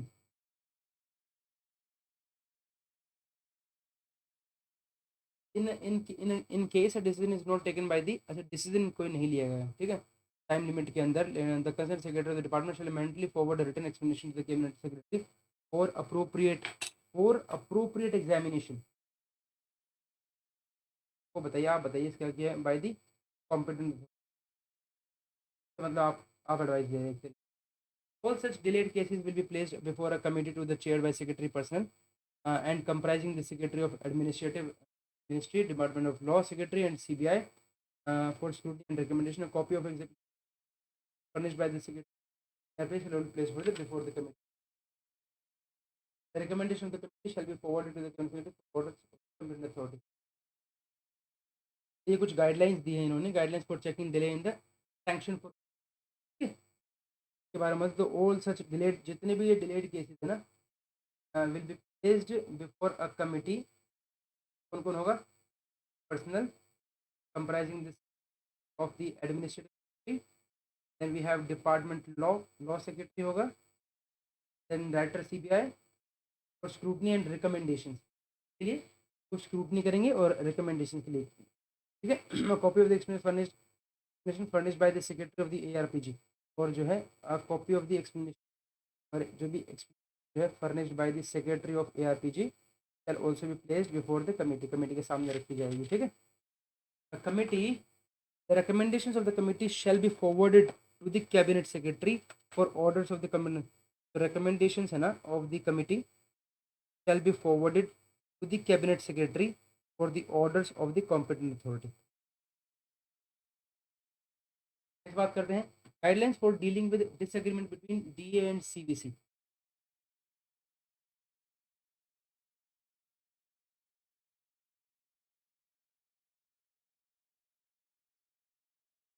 Okay,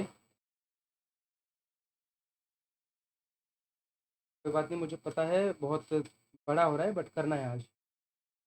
problem नहीं, करेंगे आज इसको आज। Guidelines for dealing with disagreement, अगर मान लीजिए disagreement होता है बिटवीन डी एंड सीवीसी, इस केस में क्या करेंगे, in supersession of this department 1986 following guidelines are laid down for dealing with this agreement, ठीक है। The work relating to according to central government sanction for the prosecution of any person case, CBI के बाद with centralized in the Department of Public has to centralize and the Western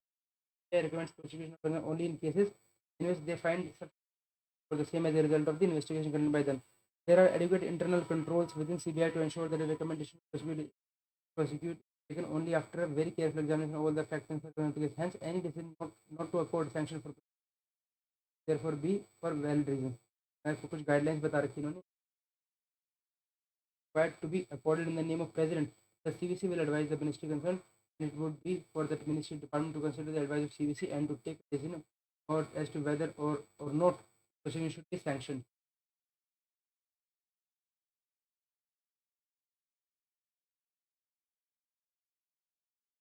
अब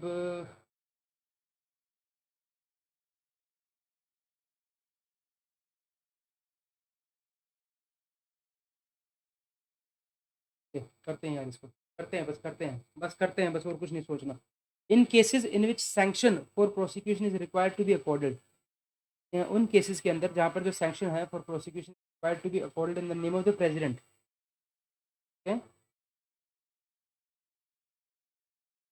इन cases जहाँ पर जो sanction है ना, sanction for prosecution required to B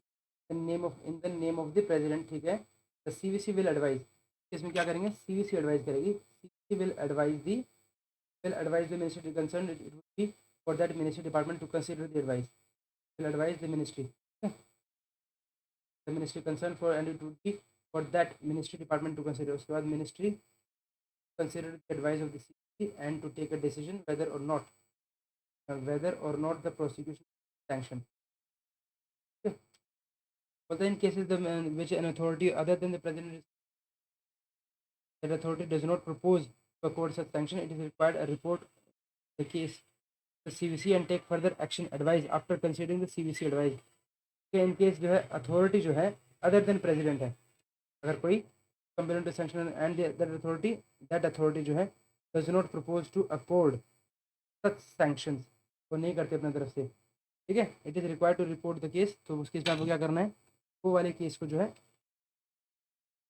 report the case to the CVC and take further action advice after considering the CVC advice. in a case falling under one above, if CVC advises the grant of sanction for prosecution but the ministry concerned does not accept such advice, the case should be referred to department for final decision.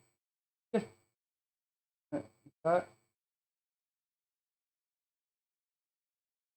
UPT का order ना, जहाँ पर जो difference आता है, अगर मान लीजिए केस में grant of sanction but ministry department concern does not propose, do not accept.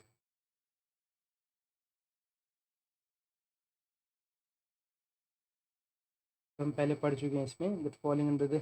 अगर सीवी जो है एडवाइस करती है grant of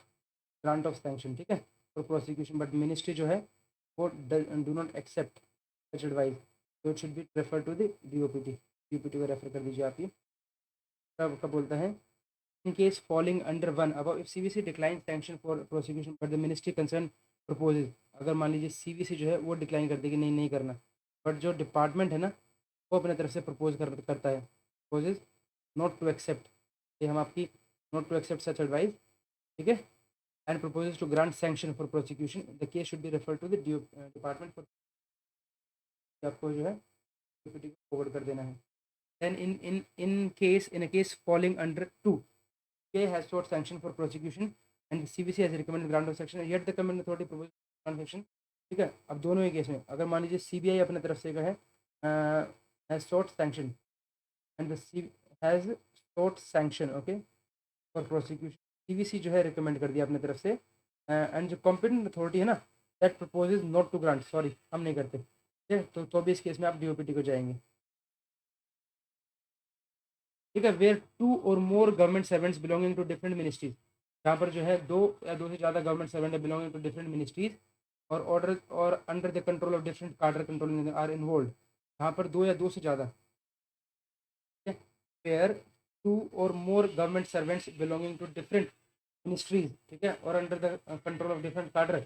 are involve, CBI will seek the, CBI क्या करेगा, it will seek the sanction from the respective ministry, from the respective ministry, दोनों से लेंगे, ठीक है. और the respective competent authority in according with the project laid down in the program, the sanction is granted, यहाँ पर जो sanction है अगर वो ग्रांटेड किया जाता है in the case of one of the government servants, in case of one of the okay government servant, but sanction is refuse, पर दूसरे जो सैंक्शन रिफ्यूज किया जाता है in the case of others, the CBI will refer the case to, तो CBI जो है उस केस को will refer this department to this department, तभी वो डीओपीटी को भेज देंगे, ठीक है। Okay, now adherence to guidelines issued by DOPT regarding grant of sanction for prosecution, क्या है गाइडलाइंस इशू की है for grant of sanction for prosecution. These guidelines clearly prescribe the situation under which consultation with CPC is required. Concerned जो DAs हैं, DAs मतलब disciplinary authority जो है, concerned disciplinary authority, while considering the request of CBI for grant of sanction proceeding inter alia includes other than, देखिए ये क्या है, these guidelines clearly prescribe the situation under which the consultation with guidelines है, clearly prescribed guidelines हैं basically situation under which the consultation is required, जहाँ पर consultation जो है with required by the concern DA, that is disciplinary authority.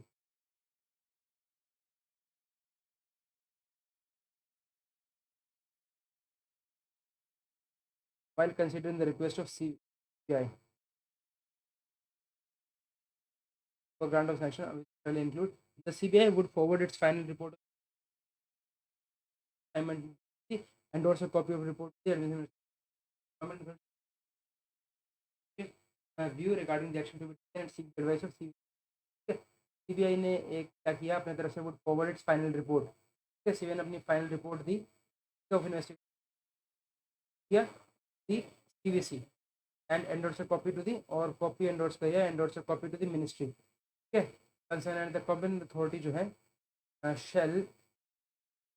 competent authority shall within 3 weeks जो है formulate its tentative view and the action to be taken and seek the advice जो है and seek the advice of CBI in this matter। अब कह रहा है 3 weeks के अंदर आप कर दीजिए। In cases in which the sanction for prosecution is required to be accorded in the name of president, अगर मान लीजिए in the name of president होना है ये sanction, ठीक है, sanction for name of president, the CVC will advise the ministry before that ministry to consider the advice of the CVC and to take a decision as to whether or not the president should be sanctioned। क्या है, the CVC advice अपने तरफ से advise कर देगी, ठीक है, ministry concerned it would be for that ministry, मतलब उन उस के ऊपर है ये, consider advice of the CVC and to take a decision as to whether or not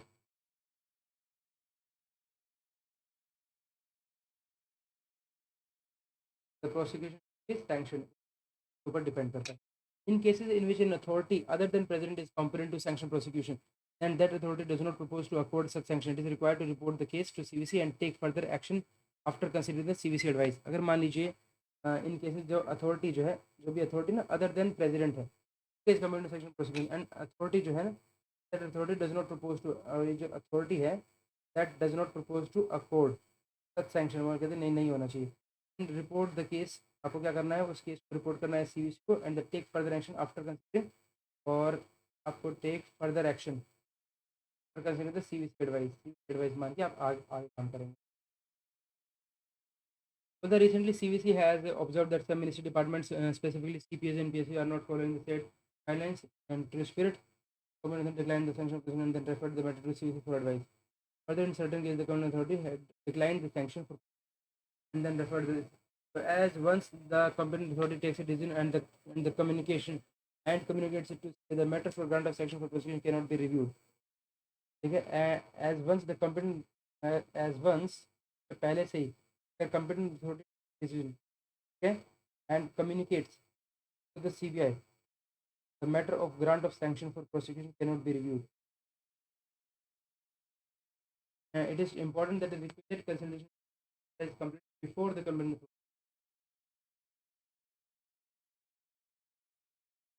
authority takes a decision, okay? The requisite consultation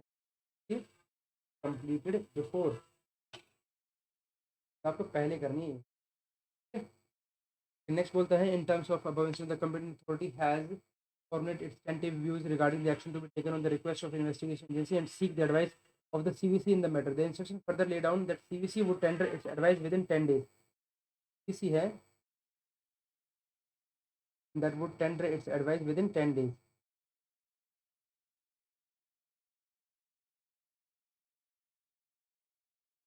and this to the concerned administrative department, which shall finalize its view in the matter and issue accordingly. The instructions also lay down that the department shall refer the case to the constitution only. Also lay down that the administrative department shall refer the case to CC for consideration only in exceptional cases.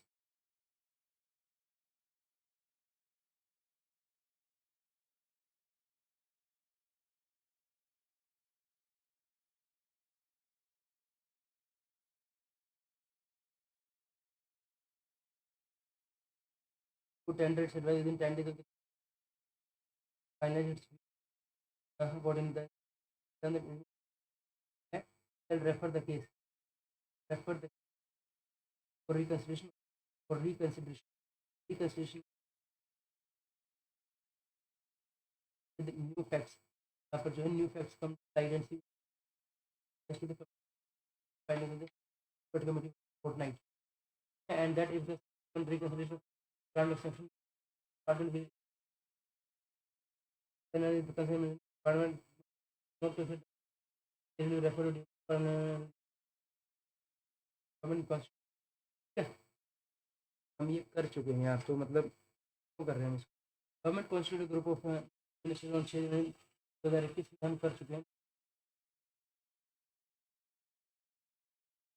ये cover हो चुका है government and coordinate group of ministers with the approval of prime minister to consider measures that can be taken by the government to tackle corruption with the reference to the was to consider and advise the fast tracking qualification and management the perception within the background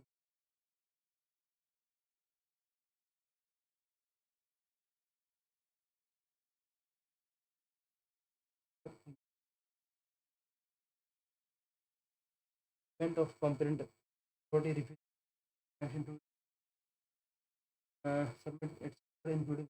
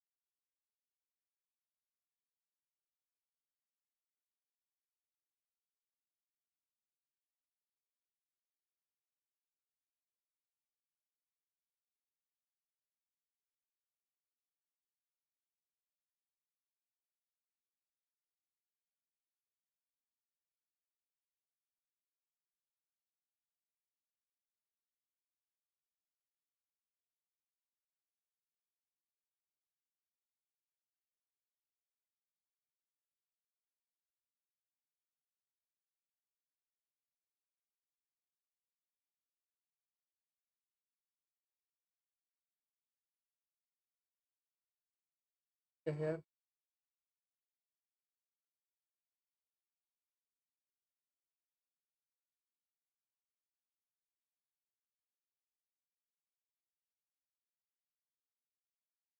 time limits guidelines है ना तब नहीं हो सकता है stand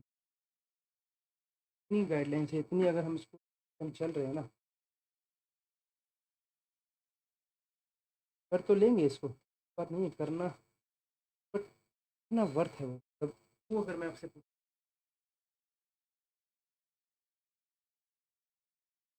समझ।